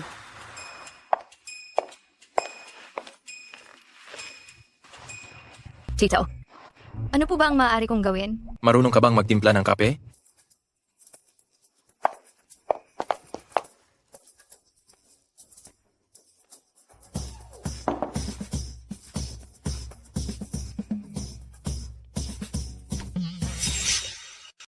Tito, anong nangyari sa'yo, Tito? Lalo po bang lumala ang sakit ninyo? Kailangan ko po ba kayong tawagan ng ambulansya? Anong pinagsasabi mo? Gaano karaming asukal ba ang inilagay mo sa kape ko? Gusto mo ba akong patayin sa katamisan? Hindi ba mas masarap kapag matamis? Magtimpla ka ng kape para sa akin, na ayon sa panlasa mo. Magtimpla ka ulit ng isa. Walang gatas at walang asukal. CEO, baka talagang patay na si Su Xiaomo. Ang mga inutusan ko, nakita ang puntod niya sa bayan nila. Nalaman ko na. Tungkol naman kay Xiameng, hindi ko pa rin mahanap ang bakas niya. Huwag mo nang hanapin. Siya mismo ang nagsabi sa akin kahapon na siya ay isang ulila na lumaki sa tulong ng iba. Sipo. Umalis ka na. Aba, Xiameng, ngayong unang araw mo sa trabaho, komportable ka ba? Ayos lang naman. Kahit saan naman ako magtrabaho, pareho lang.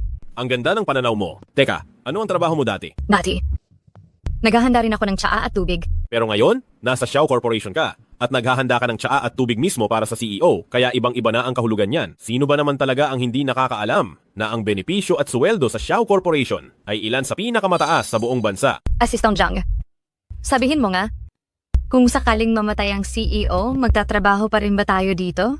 Hoy, ano bang pinagsasabi mong kalokohan? Bata pa ang CEO, hindi pa siya mamamatay kaagad. Assistant Zhang, huwag kang magpapaloko sa matigas na panlabas ng CEO. Siya ngayon ay malapit ng bumigay at nagbibilang na lang ng natitirang buhay. Xiameng, huwag kang magsalita ng walang kabuluhan. Hindi ko kayang matakot mo ng ganyan. Ikaw, lumapit ka rito. Ay, dahan-dahan lang.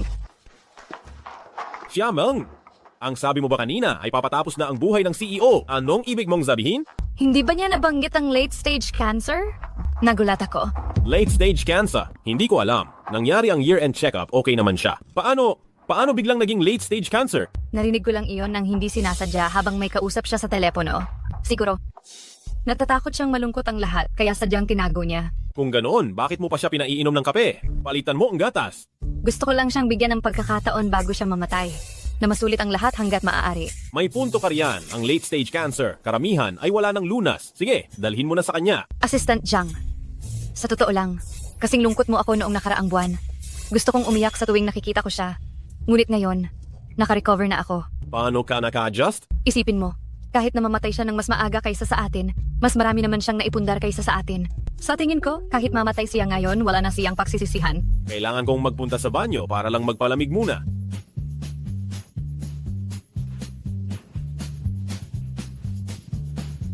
Bakit ka umiyak? Zhang Yuan. CEO. Bakit ka umiyak? Malapit na bang magsara ang kumpanya? O may ginawa ba kayong masama laban sa akin? General, alam na po naming lahat. Ano ang alam ninyo? Kasi po, tungkol sa inyong... General, kahit na aalis na kayo sa amin, mananatili kayo sa aming mga puso magpakailanman. General, pag alis ninyo, ipreprint namin ang inyong litrato, ilalagay sa pader, at araw-araw namin titingnan ang inyong mukha. Mocha? General, nakahanap na ako ng isang mataas na monghe para matiyak na maihahatid kayo sa lupain ng kaligayahan. Kayo. General, inatakan na naman po ba kayo? Inaatake na naman ang general. Tawagin ang ambulansya. Dali, may masakit po ba sa inyo, general? General, kumusta na po kayo ngayon? Ayos lang ba kayo, general? Tama na. Sino ang nagbigay sa inyo ng lakas ng loob na isumpa ako na mamatay? Kung ayaw nyo nang mabuhay, maaari nyo akong diretsyong sabihan, ipapadala ko kayo agad sa impyerno. Naintindihan ko na, general. Kayo ba ay nag-aalala na kapag inihayag ang balita na may sakit kayo, babagsak ang halaga ng kumpanya? Huwag kayong mag-alala. Lahat ng naririto ay inyong matalik na tauhan, hindi namin ipagsasabi ang balita na malapit na kayong mamatay. Kung ganoon, nagpapasalamat talaga ako sa inyo. General Kayo. General, mamatay na kayo? Bakit ang lakas nyo pa rin? Sino ang nagsabi sa inyo na mamamatay ako? Ang taong nagpakalat ng chismis na ito. Papatayin ko. Atsing, sinong naninira sa akin? Xiameng, Anong gusto mong kainin sa tanghalian, Tiyong? Ako na ang bibili para sa'yo. huwag ka nang bumili ngayong tanghali. Ika, Tiyong, hindi mo naman siguro gustong gawin yan dito sa opisina, no? Hindi ito maganda. Kung may makakita, masisira ang lahat ng dangal mo? mamamatay na nga ako. May pakialam pa ba ako sa bagay na yan, Xiameng? Napakalungkot ng daan patungo sa kabilang buhay, kaya nagdesisyon ako. Isama ka na rin. Ano ba yung pinagsasabi mo, Tiyong?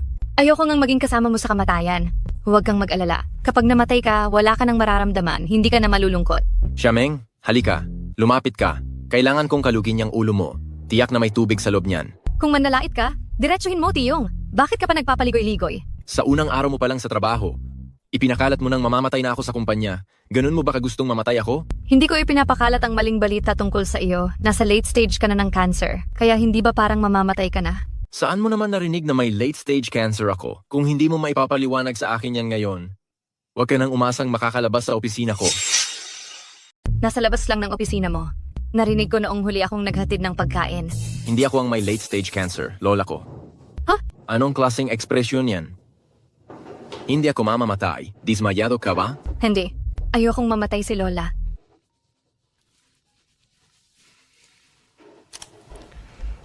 Young Master, inatake na naman ang sakit ng matandang ginang. Ayaw na ayaw niyang pumunta sa ospital. Umuwi na po kayo. Kung hindi, baka hindi na niya kayanin. Sika, uwi na ako ngayon din. Anong nangyayari? Inatake na naman ang lola ko. Kailangan ko siyang pakiusapan. Sasama ako sa iyo. Anong sakit ni Lola? Mabuti pa siya noong huli ko siyang nakita. Pumunta siya sa bundok para manalangin noong nakaraang taon. Pagkababa niya, nagkaroon siya ng kakaibang sakit. Noong una, nagpa-check up siya sa ospital. Akala nila, late-stage cancer. Pero sinabi ng doktor sa huli, ito ay isang pambihirang karamdaman. Naging pesimista ang lola pagkarinig. Kaya naging ayaw niya sa paggamot. Xiaomeng, ikaw ang pinakamamahal ni Lola. Sumama ka sa akin at pakiusapan si Lola. Ang sakit na ito, hindi na niya pwedeng ipagpaliban pa. Aray, masakit. Aray. Mr. Xiao, sa wakas, nakabalik na kayo. Ayaw pumunta sa ospital ng matandang ginang. Binigyan ko siya ng pain reliever, pero wala itong epekto. Wala na akong magawa. Yan, Chen. Hindi ako naniniwala na kaya niyang gamutin ang sakit ko. Gusto lang nila akong gawing Guinea pig. Hindi ako pupunta sa ospital para lang pahirapan nila ako. Boss Xiao, o kaya, bigyan na lang natin si Lola ng pampakalma at isugod sa ospital. Anong klaseng tao ka ba? Hindi nakapagtataka na ayaw maniwala ni Lola sa iyo. Sino ka? Hindi mo kailangang malaman kung sino ako. Basta, hindi ko hahayaang bigyan mo si Lola ng pampakalma. Nagpapanggap ka pa na parang may alam? Huwag kang magsayang ng oras dito. Tito, baka kaya kong gamutin ang sakit ni Lola. Napakamayabang mo. Ang kakaibang sakit ni Lola, marami ng kilalang doktor sa mundo ang nagtangkang gamutin pero hindi nagtagumpay. Sasabihin mong kaya mong gamutin? Paano mo gagamutin? Sa pamamagitan ba ng bibig mo? Paano mo malalaman kung hindi mo susubukan? Ang matandang ginang ay napakahalaga at napakasensitibo. Paanong hahayaan kang hawakan siya ng isang bastos na batang tulad mo? Wala kang karapatang gamutin ang matandang ginang. Tito, nakita ko na ang sakit ni Lola. Subukan mo lang akong payagan. Paano kung gumaling siya? Hindi ka nga doktor, pero nagpapagaling ka ng tao? Alam mo bang labag iyan sa batas? Kung sakaling mamatay ang matandang ginang dahil sa iyo, kaya mo bang panagutan ang kahihinatnan? Kung ganoon, masisigurado mo ba na magiging 100% matagumpay ang pagpapagaling mo sa matandang ginang? Boss Xiao, kailangan mong mag-isip ng mabuti. Ang bastos na batang ito, wala man lang alam sa medikal na kaalaman. Kung hahayaan mo siyang gamutin ang matandang ginang, ang magiging kahihinatnan ay hindi na natin alam. Xiaomeng, na-appreciate ko ang kabutihan mo. Ang sakit ng lola ko, ipagkatiwala na lang natin sa profesional na doktor na gamutin. Hinayaan kong gamutin ako ni Xiaomeng. Lola, pero hindi siya doktor, si Xiaomeng. Tama po, matandang ginang. Huwag po kayong magpabigla-bigla. Wala pong alam ang babaeng iyan. Kung hahayaan niyo siyang gumawa ng kung ano-ano, may mamamatay. Yanshen, nagtiwala ako kay Xiaomeng. Ano man ang mangyari, ako mismo ang mananagot. Aray, masakit na masakit. Tito, hayaan mo akong subukan. Sige, subukan mo. Sige, magpapakulo ako ng gamot. Xiao, bakit niyo pinayagan ang gusto ng babaeng iyan? Hindi ba kayo natatakot? Hayaan mo na siyang sumubok. Sobrang sakit na ng lola ko ngayon. Wala rin naman kayong magawa, hindi ba? Anong klaseng gamot ito? Sigurado ka bang gagaling ang matandang ginang kapag ininom niya ito? Kung hindi mo susubukan, paano mo malalaman? Talagang kalabisan. Ang sakit na hindi namin magamot. Kaming daan-daang doktor? Magagamot mo. Ikaw na hamak na babae? Ayo. Lola. Xiaomeng, napakagaling mo. Mukhang medyo stable na ang kalagayan ng lola ko. Tila walang silbi lahat ng mga doktor na kinuha ko noon. Hindi ako ang magaling, Tito. Ang gamot ang magaling. Lola, anong nangyayari sa'yo? Lola, doktor, tingnan mo siya. Wala nang hininga ang matandang babae. Ikaw na babaeng ligo. Anong gamot ang ipinainom mo sa matandang babae? Nilason mo ang matandang babae. Ipinainom ko sa kanya ay bone-breaking grass. Bone-breaking grass? Iyan ang pinakatanyag na nakalalasong damo. Nagpainom ka ng lason sa matandang babae. Ang bone-breaking grass ay lason. Tama. pero isa rin itong panlunas. Nilason mo na ang matandang babae, nagsisinungaling ka pa. Xiaomeng, hindi mo ba sinabi na hindi mo papatayin ang lola ko? Mas mabuting bigyan mo ako ng makatuwirang dahilan. Kung hindi kita palalampasin. Tito, huwag ka munang mag-alala. Hayaang tingnan ko muna ang lola kung ano talaga ang nangyayari. Ikaw na pumatay sa matandang babae, huwag kang lumapit sa kanya ulit. Boss Xiao, tumawag tayo ng pulis. Pinatay niya ang matandang babae, dapat siyang magbayad ng buhay niya. Tito, nakikiusap ako sa iyo. Hayaan mo lang akong tingnan ng lola. Hindi ako naniniwalang patay na talaga ang lola.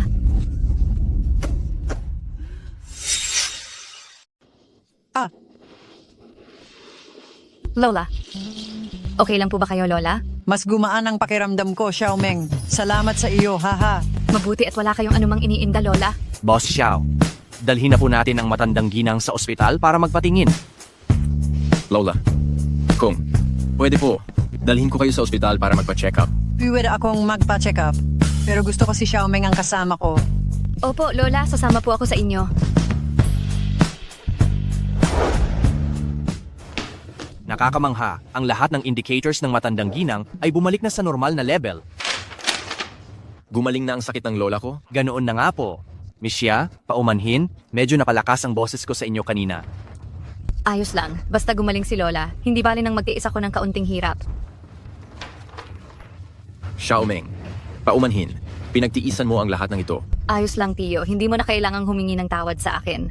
Akala ko dati may terminal illness ka. At nagkaroon ako ng ganoong kalaking kalituhan sa kumpanya. Kaya quits na tayong dalawa. Hindi mo pwedeng sabihin niyan. Iniligtas mo ang lola ko. Kaya may utang na loob sa iyo ang pamilyang Xiao. Simula ngayon, isa ka ng dakilang tagapagligtas ng pamilyang Xiao. Tama ang sinabi ni Yan Chen, Xiaomeng. Simula ngayon, ikaw na ang tagapagligtas ng pamilyang Xiao namin. Ang kabutihan mo, wala akong may babayad. Kaya bakit hindi na lang ang apo ko ang magpakasal sa iyo? Lola, hindi pa kami masyadong magkakilala ni Kuya, tama? Nagkasama na kayo sa kama pero hindi pa rin kayo magkakilala noong una. Hindi ko man lang nakita ang mukha ng lolo ni Yan Chen noong nagpakasal kami. Lola, baka umuwi muna tayo. Huwag muna nating madaliin ang kasal. Hindi ka nagmamadali, ngunit ako, nagmamadali ako. Bigyan niyo ako ng oras. Kundi hindi ako mapapakali. Bukas Sa ba susunod talaga? na taon. Hahaha, Yan Chen, sabi mo hindi ka nagmamadali pero bukas pa lang, magpapakasal na kayo ni Xiao mo. Mukhang nagmamadali ka talaga. Ay, Lola, baka umuwi na muna tayo. Hindi pa ako kumakain kanina noong tanghali. Gutom na ako. Kumain kayo sa labas ni Yan Chen. Papasundo na lang ako sa katulong. Huwag niyo akong alalahanin.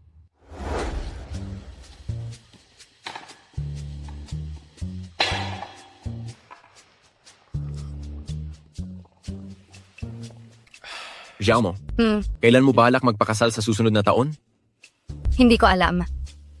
Ikaw po ang bahala diyan. Kung bukas pwede ba? Ha?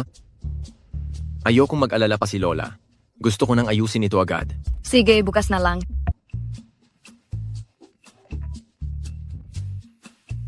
Si Assistant Zhang ang tumatawag.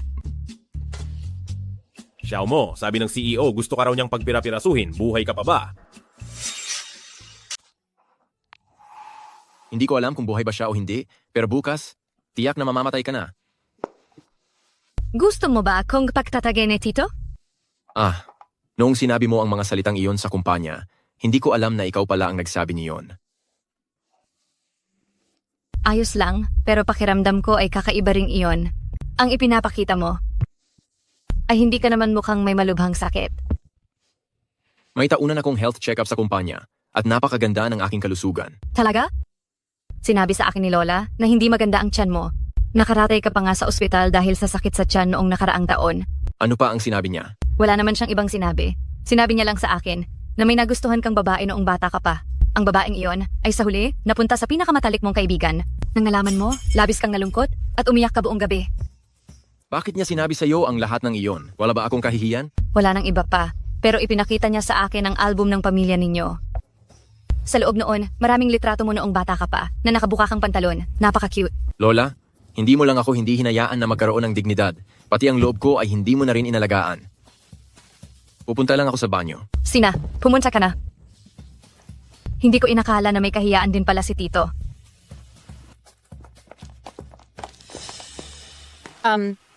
Hindi ba si Su Xiao mo yon? Tara, puntahan natin. Su Xiao mo? Huwag mong isipin na dahil nawala ang peklat sa mukha mo, ay hindi ka na namin makikilala. Kahit maging abo ka pa, makikilala ka pa rin namin. Anong gusto ninyong gawin? Ngayon na nakasampa ka na kay Xiao Yanchen, gusto mo na kaming itakwil? Sa tingin mo ba mayroong ganyan kagandang bagay sa mundo? Kailan mo ba ako tinuring na anak mo? Kung hindi dahil kay Lola, siguro matagal mo na akong sinakal, hindi ba? Hindi ka pa naman patay ngayon, di ba? Kung buhay ka pa, ikaw ay tao pa rin ng pamilya Su. Gusto mong makipaghiwalay sa amin? Pwede. Bayaran mo lang kami. Magkano ba ang gusto mo? Bakit ka nandito? Mr. Xiao, nakikipagkita kami ni Suli sa isang kaibigan dito. At nagkataong nakita namin si Xiameng, kaya lumapit lang kami para bumati. Hindi niya kayo kilalang kilala. Sa susunod na magkita kayo, huwag na kayong sadyang lalapit para bumati. Sipo, Mr. Xiao, kayo ba ni Xiameng? Malapit na bang ikasal? Wala kang pakialam doon? Sama, magpapakasal kami ni Xiameng kaagad. Pero wala itong kinalaman sa inyong pamilya, Su. Kung ganoon, binabati ko kayo ng maaga, maligayang kasal.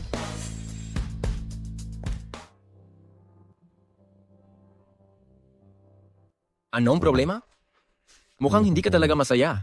Mayroon ba silang nasabi na masakit sa iyo? Sa totoo lang, ako at ang panganay na binibini ng pamilya Su. Xiao, ang mga nangyari na, ayoko nang balikan. Ang pamilya Su. Wala na akong pakialam. Ang mas mahalaga sa akin ay ang buhay naming dalawa sa hinaharap. Ziga, huwag kang mag-alala. Pagdating ng panahon, ay poprotektahan kita ng husto at hindi ko hahayaang masaktan ka kahit katiting. Tiyuhin. Gusto kong guminom ng alak. Uminom ng alak? Bakit ka iinom ng alak? Ay, hindi ka ba umiinom? Naku, bigla lang akong ginanahan uminom ngayon. Tsaka, kahit malasing ako, ihahatid mo pa rin ako pauwi, hindi ba? Ziga? Servidor. Pakiabot ng isang bote ng alak.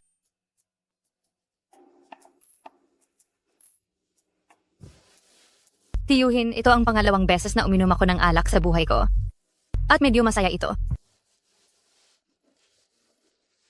Ganyan ba kayo uminom sa inyo? Hindi ka ba natatakot na mabulunan? Ito lang? Parang tubig lang ito inumin.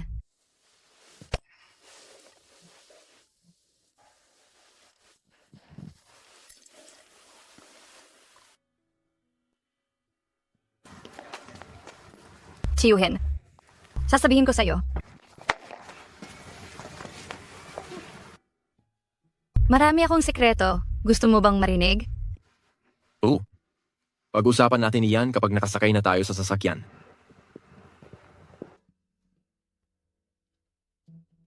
Xiaomeng, kanina sinabi mong marami kang sikreto. Anong mga sikreto iyon? Tiyuhin, sa totoo lang, sobrang pangit ko dati kung nakita mo iyon. Tiyak na hindi mo ako magugustuhan.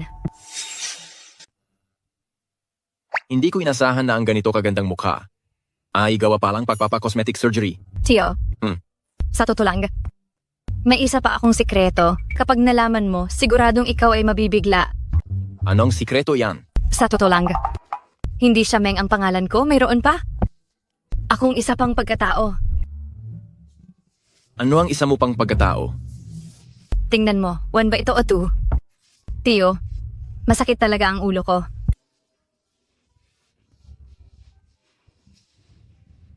Pangulo, baka naman ang tunay na pagkatao ni Xia ay isang wanted na kriminal? Nakita ko kasi sa balita noong isang araw na may isang babaeng takas, nagpalit ng pangalan at apelido at muling nagpakasal at nagkaanak pero nahuli rin siyang pulisya pagkatapos. Huwag kang ganyan.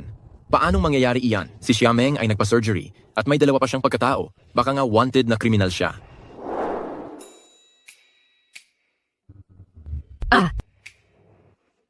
Tiyo, bakit tayong dalawa ay magkatabi na natutulog? Hindi mo naaalala ang nangyari kagabi? Naalala ko lang na sobrang lasing ako. Tama. Pagkatapos mong malasing, dinala kita pabalik dito. Noong gabi, 2 beses ka pang nagsuka.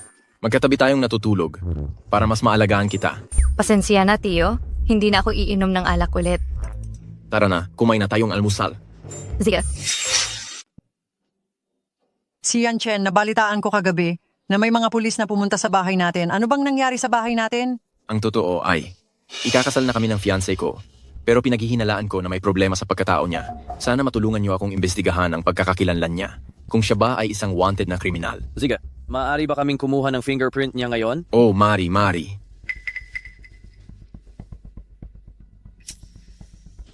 Xiao, paglabas ng resulta ng paghambing, i-inform ka namin kaagad. Sige, salamat sa pagod ninyo.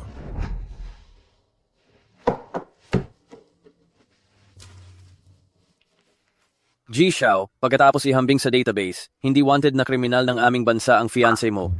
Salamat? Tito, tinatanong ka ni Lola, ano ba talagang nangyari? Xiaomeng, pumunta rito ang mga pulis kagabi para kumuha ng fingerprint mo. Bakit mo kinukuha ang fingerprint ko?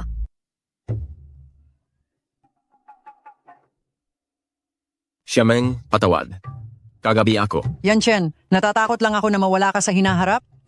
Kaya ilalagay namin ang fingerprint sa system. Kung mawawala ka, madali ka nang mahanap ng pulis. Kaya pala. Pero, kahit ganoon, bakit kailangang kunin ang fingerprint ko ng hating gabi? Nakakaabala naman sa kanila. Hindi iyan nabala. Kumain ka na. Pagkatapos ng agahan, tayo ng dalawa ay magpapakasal.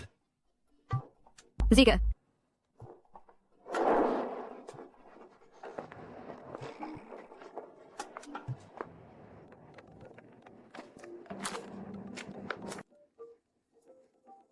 Tiyuhin, sasagutin ko lang ang tawag sa tabi. Hintayin mo ako sandali dito. Susyaw mo. Kinausap ko ang tatay mo kahapon. Kung gusto mo kaming putulin sa buhay mo, sige. Pero, kailangan mo kaming tulungan na makakuha ng proyekto kay Xiao Yanchen. Anong proyekto ang gusto ninyo? Ang Proyekto NH Urban No. 1, alam mo ba? Gusto ng tatay mo ang proyektong iyan. Kapag nakuha mo sa amin ang proyektong iyan mula kay Xiao Yanchen, hindi ka na namin guguluhin pa. Ang proyektong Urban No. 1? Alam ko ang proyektong iyan. Ang budget ng proyektong iyan ay 10 bilyon. Wala kayong kakayahan na kunin ang proyektong iyan. Hindi ko kayo mapagbibigyan sa kahilingang iyan. Susyaw mo, hindi ako nakikipag-usap sa iyo, kundi inuutusan kita. Kung hindi ka sasang-ayon, sa buong buhay mo, wag mo nang asahan na makikita mo pa ang matandang iyon. Anong ginawa ninyo kay Lola? Kung susundin mo kami ng maayos, natural lang na wala akong gagawin sa kanya. Pero kung hindi mo kami susundin, hindi ko na masasabi na siya ay magiging ligtas. Baliw na kayo. Ang ginagawa ninyo, alam ba ni Papa? Dahil naglakas loob akong gawin ito, alam na alam ito ng iyong papa. Susyaw mo, malapit ka nang magpakasal sa isang mayamang pamilya, pero wala kang kahit anong kagustuhang suklian kami. Ito ay nagpapakita lamang na, ang matandang iyon, hindi ka tinuruan ng maayos. Tumahimik ka. Nakakadiri ka talaga.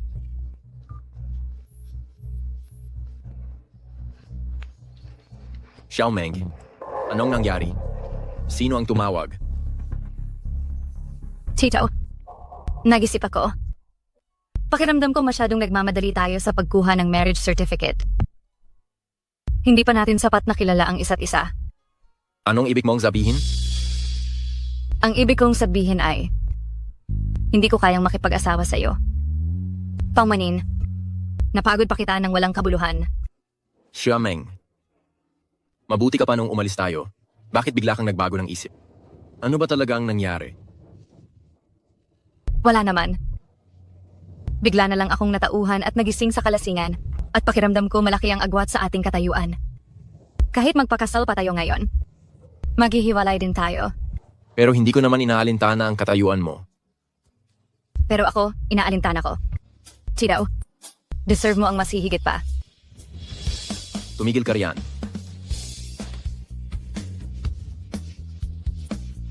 Xiameng, kung maglakas loob kang umalis ngayon, hindi kita mapapatawad kailanman.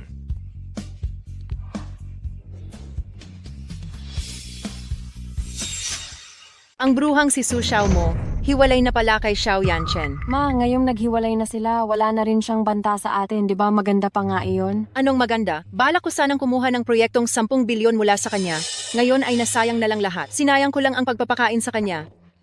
Naku ma, ngayong hiwalay na siya kay Xiao Yanchen, pwede na nating gawin sa kanya ang gusto nating gawin. Kahit pa, ibenta niyo siya. Wala na tayong dapat ikabahala. Tama ka nga, napaganda niya ngayon. Siguradong maraming mayayamang gustong kumuha sa kanya. Sa gayon, hahanapan ko siya ng malaking dote. Para sulit ang lahat. Jaumo, nagpakasal na ba kayo ni Yanchen? Nasaan ang lisensya? Pakita mo sa akin. Lola, humihingi ako ng tawad. Nagbago po talaga ang isip ko. Nagbago ang isip mo? Ayaw mo ba kay Yanchen? O may nagawa ba siyang masama sa iyo? Hindi po. Ako po ang may mali.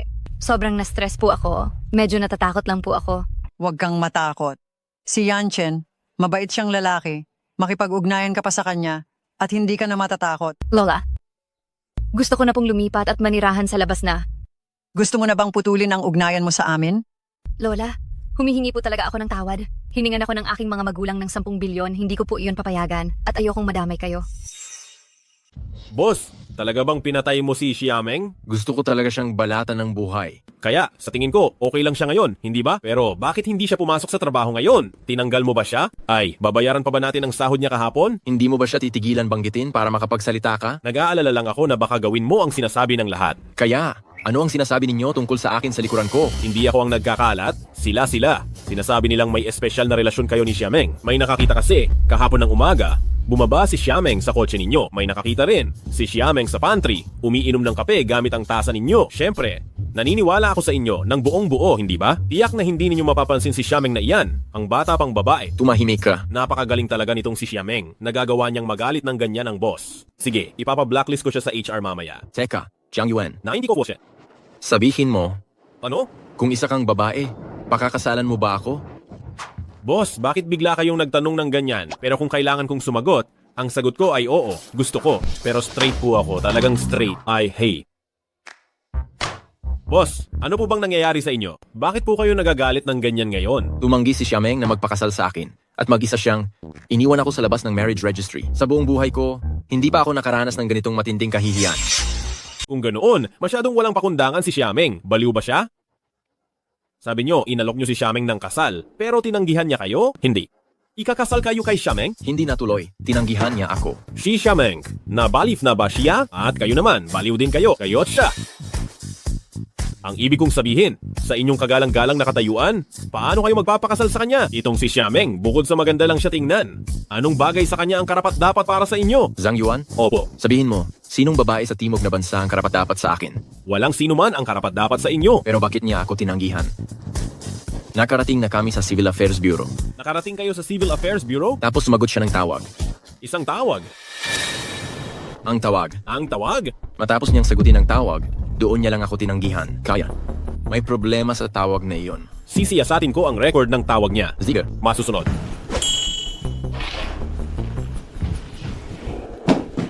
Lola, ano bang nangyari sa inyo? May sakit ba kayo? Xiao Mo, bakit ka bumalik? Nag-alala talaga ako sa inyo, kaya nagmadali akong umuwi. Ang iyong mga magulang, sobra na sila. Pinahanap nila ako sa iyo para lang manghingi ng pera, pero hindi ako pumayag. Ang hayop mong ina, naglakas loob na saktan ako. Lola, huwag kayong mag-alala. Ako na ang mag-aalaga sa inyo simula ngayon. Hindi ko nahahayaan na apihin pa nila kayo. Tara na. Lin Fangru, okay lang kung ako ang inaapi mo. Pero bakit pati si Lola ay inaapi mo? Talaga namang wala ka ng pakiramdam. Susyaw mo, kung talagang wala na akong awa, sa tingin mo ba buhay ka pa hanggang ngayon? Dakpin si Suksiyaw mo. Ano ang gagawin ninyo? Nakipaghiwalay na ako kay Xiao Yanchen. Wala nang silbi kung huhulihin ninyo ako. Alam kong nakipaghiwalay ka na kay Xiao Yanchen, isang napakagandang lalaki, pero hindi mo na kayang hawakan. Wala akong magagawa kundi hanapan ka ng ibang mapapangasawa. Huwag kang mag-alala, ang lalaking hinanap ko para sa iyo ay mayaman at mapagbigay. Kaso matanda na. Pero, sapat na para sa isang tulad mong hamak. Sobra pa. Si Jidaling niyo na siya. Bitawan niyo ko. Lola. Hayop, pakawalan niyo agad si Xiao Mo. Matandang hukluban, huwag ka nang magpalala pa. Kaming dalawa ni Xiao Mo ay hindi ordinaryong tao. Bagaman medyo matanda na siya, nagbigay siya sa pamilya Su ng 20 milyong halaga ng dote. Ang perang ito, kinuha na ng anak mo. Xiao Mo. Ginoong Zhang, maghintay pa kayo. Nag-aayos pa ang anak ko, pababa na siya agad. Kapag iniuwi nyo na siya, sa inyo na siya. Kung sakaling hindi siya sumunod sa inyo, malaya kayong parusahan siya. Ziga, hindi ko siya magagawang saktan, pinakasalan ko siya para lang mag-anak siya sa akin ng lalaki.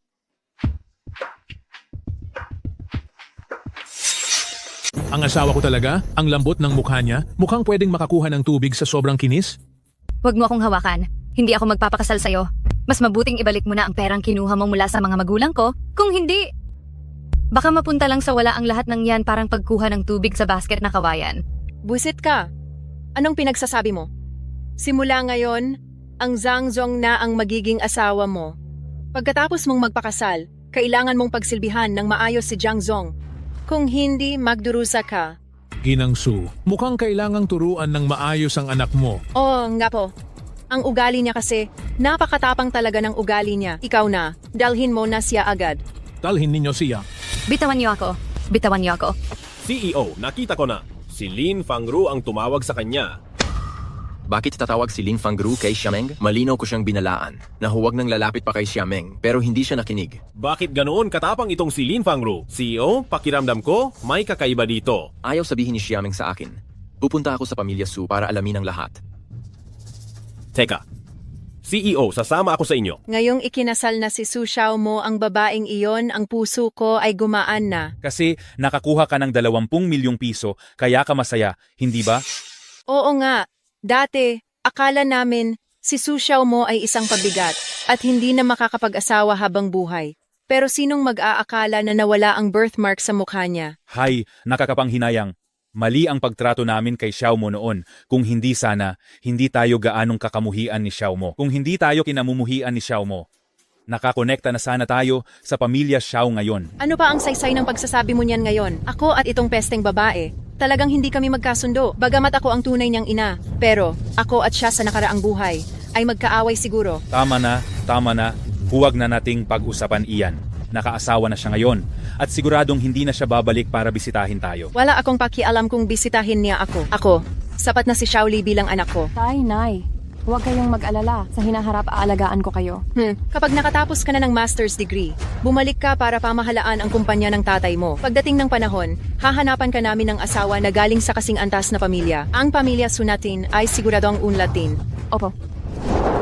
Dumating na po si CEO Xiao. Bakit pa pupunta si CEO Xiao ng ganitong oras? Alam kaya niya na ipinakasal namin si Xiao mo? Hayaan mo na kung alam niya o hindi. Kahit na alam niya, huli na. Si Su Xiaomo ngayon ay asawa na ni CEO Zhang. Oh, malaking pulang salita na, kasiyahan. Bakit? Nagpapaksal ba ng anak ang pamilya Su ngayon? Xiaozong, bakit kayo nandito ng ganito gabi? Ay teka, kayo po ba ay nakakain na? Kung hindi pa po kayo kumakain, ipaghahanda po namin kayo. Kinakausap ka ang assistant ko. Benji ka ba? Hindi po ako bingi, pero pribadong bagay po ito ng pamilya Su, kaya hindi na iyan kailangan. Sabihin pa sa isang assistant. Kung hindi mo iginagalang ang assistant ko, ibig sabihin hindi mo rin ako iginagalang. Kung hindi mo ako iginagalang, ngayong araw na pumunta ako sa pamilya Su ninyo, pagsasama-samahin ko na ang lahat ng mga utang. Gatao. Xiaozong, tungkol sa dating utang, pumayag na po kayo na hindi na kami sisihin ng pamilya Su. Bakit ngayon ay may kasama na naman kayong tao dito sa aming pamilya Su? Alam ko ang pamilya Xiao ninyo ay napaka-importante sa Nangguo, ngunit hindi iyan ang dahilan para mang-api kayo. Suli, hindi ba masyado mo nang pinapahalagahan ang sarili mong pamilya Su? Bakit hindi mo tanungin ang nanay mo kung ano ang mga ginawa niya ng patalikod sa akin?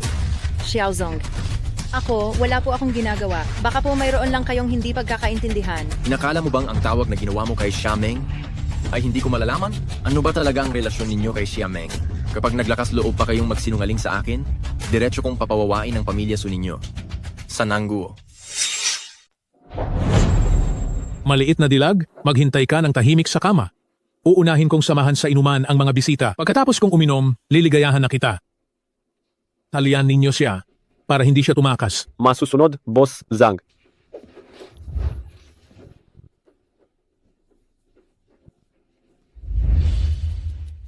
Asawa ko, sabihin mo na agad. Ano bang gusto mong sabihin ko? Wala akong masasabi. Kapag hindi ka nagsalita, mamamatay talaga tayo. Ano bang pakialam ng iba sa pagpapamilya ko sa anak ko? Wala na bang batas? Ipapamilya ang anak?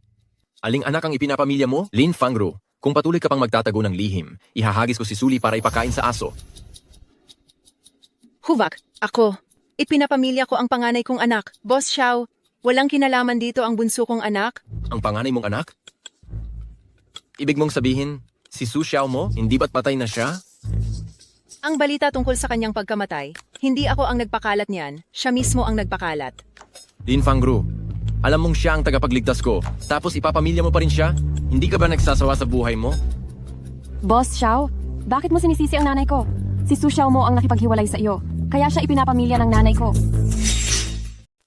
Nakipaghiwalay ako kay Su Xiaomo.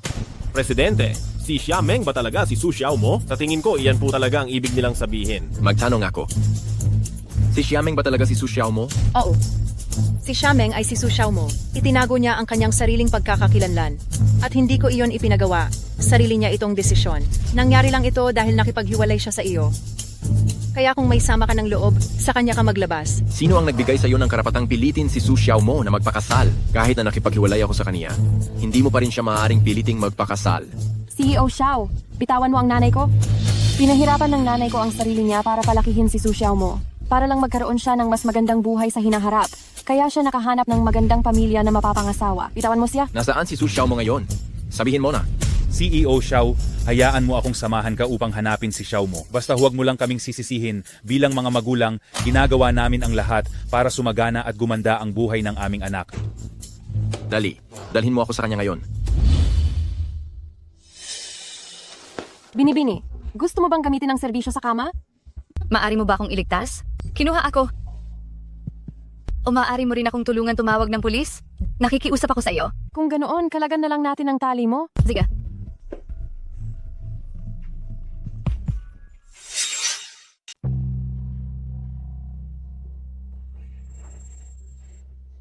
Asan ang asawa ko?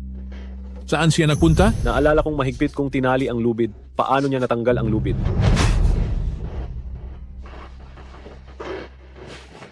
Boss, Zhang, kuminakon po kayo. Humiga na muna kayo at magpahinga sa kama. Hahanapin ko si Su Xiaomo.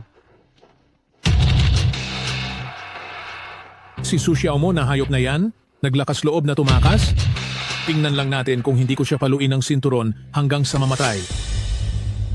Si Su Xiaomo na hayop na yan? Nahanap na ba? Boss Xiao, ito ang asawa ni Xiao mo. Pinakasalan mo si Su Xiaomo sa ganitong matanda? Nagpapahanap talaga kayo ng kamatayan. Boss Xiao, tama na sa pambubugbog. Tama na sa pambubugbog. Tama na sa pambubugbog. Ideya ito ng asawa ko? Wala akong kinalaman dito.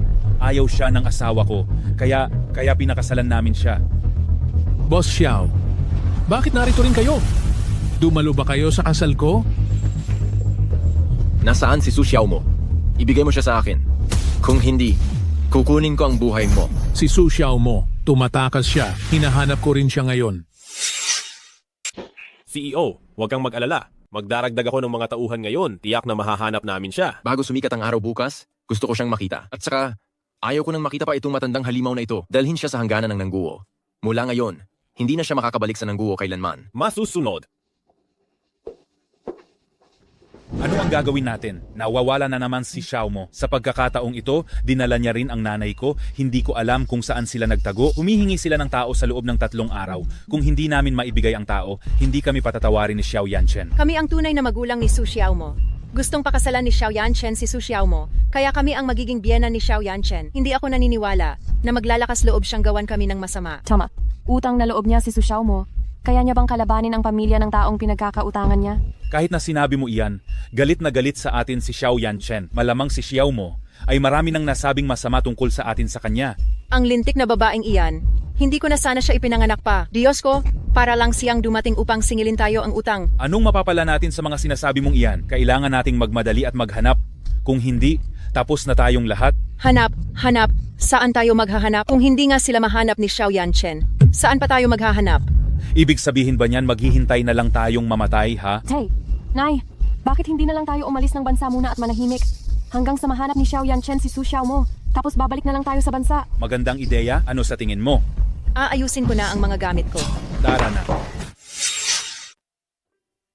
Presidente, nahukay ko na ang buong bahay ni Su Xiaomo pero wala pa ring nahanap. Siguro tumakas silang maglola Su noong nakaraang gabi. Kung gayon palawakin ang saklaw, hanapin siya sa syudad, kailangan ko siyang mahanap sa lalong madaling panahon. Masusunod. Hoy, anong nangyari? Ano? Pigilan niyo sila! Presidente, gustong tumakas ng pamilya ni Sukay. Mabuti na lang at nagpadala ako ng mga tao na magbantay sa harap ng kanilang bahay kagabi. Naaresto na sila. Ano po ang gagawin natin? Dahil gusto nilang tumakas sa bansa, ipadala silang 3 lahat sa Arctic. At huwag na huwag silang papayagan na tumapak sa Southern Country kahit isang hakbang habang nabubuhay sila. Sige.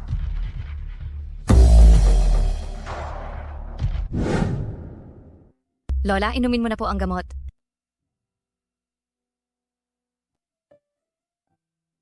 Xiao mo, hindi tama na nagtatago tayo ng ganito na lang palagi. Bakit hindi mo na lang hanapin si Xiao Yanchen? At hilingin sa kanyang protektahan ka na lang.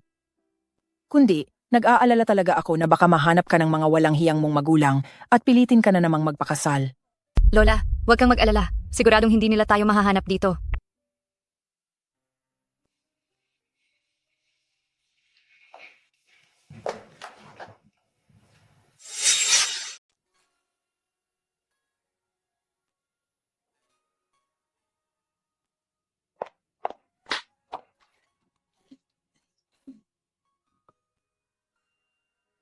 Bakit ang sama ng pakiramdam ko? Parang late na rin ang period ko. Baka buntis ako.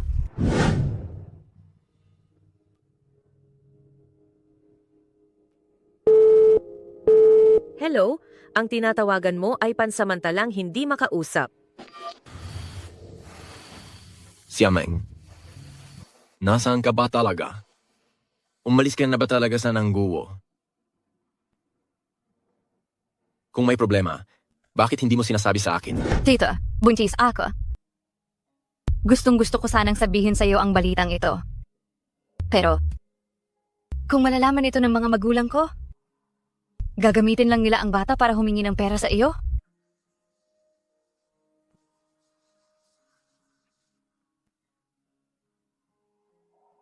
Wala akong pakialam kung nasaan ka. Kailangan kitang hanapin. Hintayin mo na lang sigurong ipanganak ko ang bata, tapos sasabihin ko sa iyo. O sige. Pak nahanap na kita, hindi na kita hahayaang umalis pa sa akin.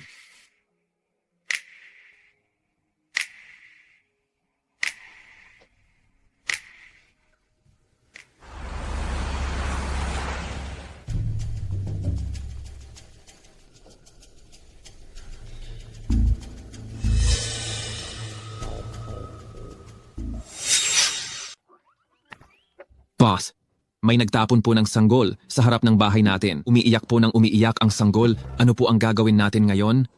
Sanggol? Sino ang nagtapon? Hulihin ninyo ang taong iyon at pababain ninyo siyang kunin ng sanggol. Anong sanggol? Patingin nga. Ginang, nasa labas po ang sanggol. Wala po akong utos mula sa inyo o kay boss, kaya hindi ko po ito dinala sa loob. Sige, ako na ang titingin. Yanchen, tingnan mo. Itong maliit na bata, ang kamukha mo noong bata ka. Hindi ako ganoon kapangit noong bata pa ako. Ang ganda-ganda ng batang ito. Paano mo nasabing pangit? Hindi pa naman nabubuo ang itsura niya. Kapag lumaki na siya, magiging kasing gwapo mo. Lola, bakit mo dinala sa bahay ang batang ito? Napakaingay, nakakabingi sa iyak. Ipaalis mo sa bodyguard ka agad.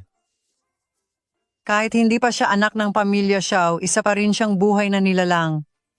Wala ka namang anak, bakit hindi mo na lang ampunin? Impossible. Mas gugustuhin ko pang manatiling walang asawa kaysa mag-alaga ng anak ng iba. Baka naman sa iyo ang batang ito. Impossible. Wala akong iniwan na binhi sa labas. Uy! Yan, Chen, tingnan mo. May sulat dito.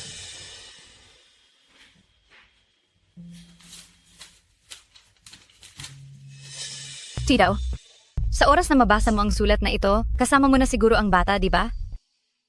Patawarin mo ako. Ngayon ko lang ito sinabi sa iyo. Isa ka ng ama. Ang bata ay makakakuha lamang ng pinakamahusay na buhay kung kasama ka niya. Hinihiling ko na alagaan mo ng mabuti ang aming anak. Xiaomeng. Yan, Chen. Ano ang nakasulat sa sulat? Anak mo yan, di ba?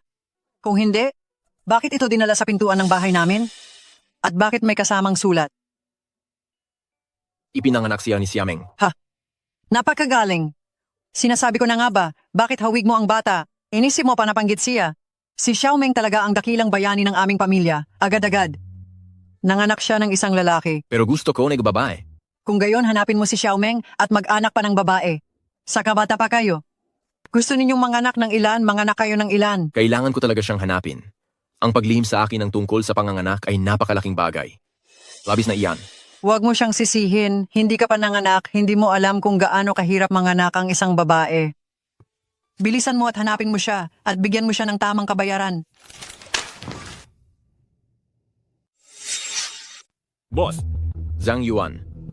Agad magpadala ng tao para maghanap sa buong lungsod. Lumabas na si Xiameng. Xiao Yanchen, paano nyo nalaman na lumabas na siya? Ang tagal nating naghanap pero wala tayong nakitang bakas. Sa panahong nawawala siya,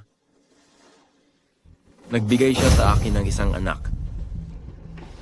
Kung ganoon, paano nyo nalaman? Nakita nyo na ba ang bata? Nagutos siya ng tao para dalhin ang bata sa bahay namin. Hindi na kailangan ng DNA test. Sabi niya lola ko, kamukhang-kamukha ko ron ng bata ako. Grabe naman ang kasabikan. Kung ganoon, binabati kita. Xiao Yanchen, talaga namang hindi ko inaasahan na naging ama ka na pala ng ganito kaaga. Hindi ko rin inaasahan na ganoon pala kasama si Xiameng. Ang laking bagay na itinago niya sa akin.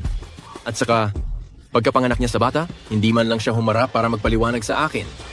Huwag muna kayong magalit. Itong ginawa ni Xiameng kahit na napakasama. Pero, hindi ba't nag-anak siya para sa inyo? At dinala pa niya ang bata sa inyo, ibig sabihin siya ay mabuti pa rin. Kung ako ang nasa posisyon nyo, patatawarin ko na siya? Magpatawad man ako o hindi. Hanapin mo muna siya. Huwag po kayong mag-alala, maghahanap na ako. Teka muna. Xiao Yanchen. Malamang na ginagamit niya ang pangalan ni Xiameng habang namumuhay ngayon. Kapag sinuri ang buong lungsod, bigyang diin ang paghahanap sa babaeng nagngangalang Xiameng. Siya po. Xiameng, iwan na. Manager, ito ay women's changing room. Hindi ka pwedeng pumasok. Ako ang iyong nakatataas. Papasok ako kung kailan ko gusto. Sinong makakapigil sa akin? Manager, tapos na ang trabaho ko. Mauuna na akong umalis. Xiameng, hindi ko na ipaparamdam na may itinatago ako. Gusto kita. Napalitan kong single ka. Single ako, tama. Pero nanganak na ako. Uda, nanganak na siya. Hindi naman halatang nanganak na siya sa katawan niyang iyan. Niloloko mo ba ako? Putang ina mo? Paano ko magagawang lokohin ka? Kakagaling ko lang sa postpartum recovery. Kahit na nanganak ka na, gusto pa rin kita. Dahil ang ganda mo, Xiameng, huwag mo akong tanggihan. Kapag tinanggihan mo ako, palagi kitang pahihirapan sa trabaho. Kung hindi mo kayang kontrolin ang sarili mo, ako ang magkokontrol para sa iyo. Matimsa.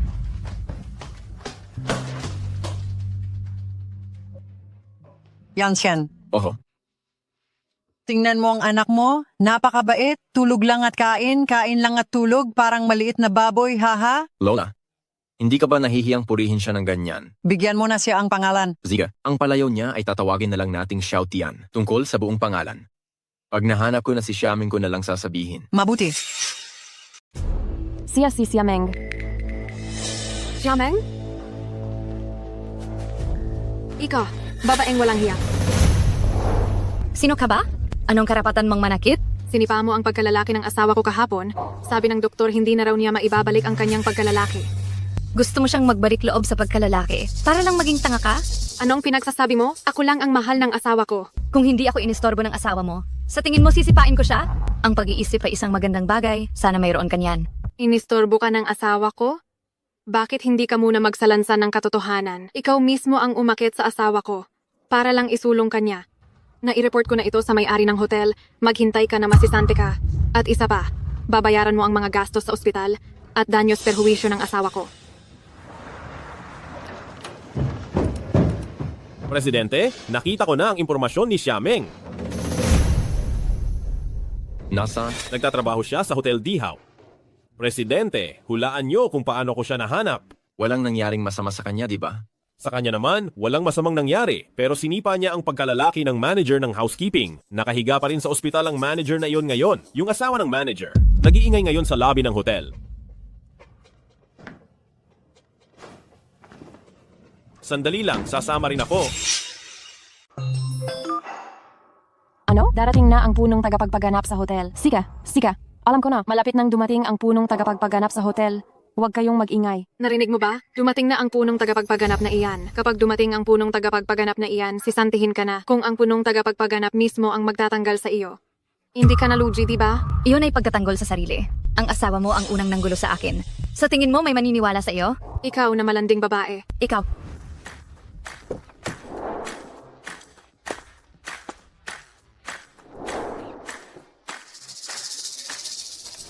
Bakit ka tatakas? Sa tingin mo maaayos ang problema kung tatakbo ka? Bitawan mo siya. Punong tagapagpaganap. Ang asawa ko po. Opisyal kitang ipinaalam, sinibak ang asawa mo. Bakit? Ang asawa ko ang biktima rito. Ang babaeng mang-aakit na iyan. Inakit ang asawa ko. Siya ang babae ng aking boss. Sa tingin mo ba magkakagusto siya sa iyong hangal na asawa? Umalis ka na agad doon. Kung hindi, tatawagin ko na ang mga guwardiya ngayon. Umalis. Ano bang itatawag ko sa'yo, Xiameng o Su Xiaomo? Kung ganoon, Xiameng na lang ang itawag mo sa akin. Mas gusto ko ang pangalang yan. Xiameng, kailangan ko ng makatuwirang paliwanag mula sa iyo. Aray. Tito? Tito, wag ka na kasing magalit. Natatakot ako na malaman ng mga magulang ko ang tungkol sa pagbubuntis ko. At gamitin na naman nila ako para manghingi ng pera sa iyo. Hindi mo ba alam? 10 buwan na ang nakalipas, ipinadala ko na ang mga magulang mo at ang kapatid mo sa South Country. Ha? Wala ka na bang kamalay-malay sa mundo? Paano ko malalaman? Hindi ba bawal sa buntis ang gumamit ng cellphone? Paano ka nabuhay kung ganoon? Wala kang trabaho at wala ka namang pinagkukunan ng kita. Hindi naman siguro sa lola mo ka lang umaasa para mabuhay. Oo nga. Nag-aalala sa akin ang lola ko, kaya ayaw niya akong magtrabaho sa labas. Kung ganoon, nang aabusuhin ka ng mga magulang mo, bakit hindi mo agad sinabi sa akin? Kung sinabi mo ng mas maaga, matagal ko na silang tinuruan ng leksyon. Sa huli, hindi ka pa rin nagtitiwala sa akin. Hindi ganoon, ginamit nila si lola para takutin ako. Sa katunayan, nagkasakit na si lola dahil sa galit sa kanila. Ang dalawang iyan na walang silbi. Tito, hindi na talaga sila babalik sa bansa. Huwag kang mag-alala, hindi na. Simula ngayon, wala na kayong dapat ipag-alala ng lola mo. Tungkol naman sa'yo, Su Xiaomo, ikaw pala ang taong matagal ko nang hinahanap. Napakahirap ng ginawa ko para lang mahanap ka. Tito, hindi ako mahal ng mga magulang ko. Ayaw ko nang mamuhay bilang si Su Xiaomo mula ngayon. Sige.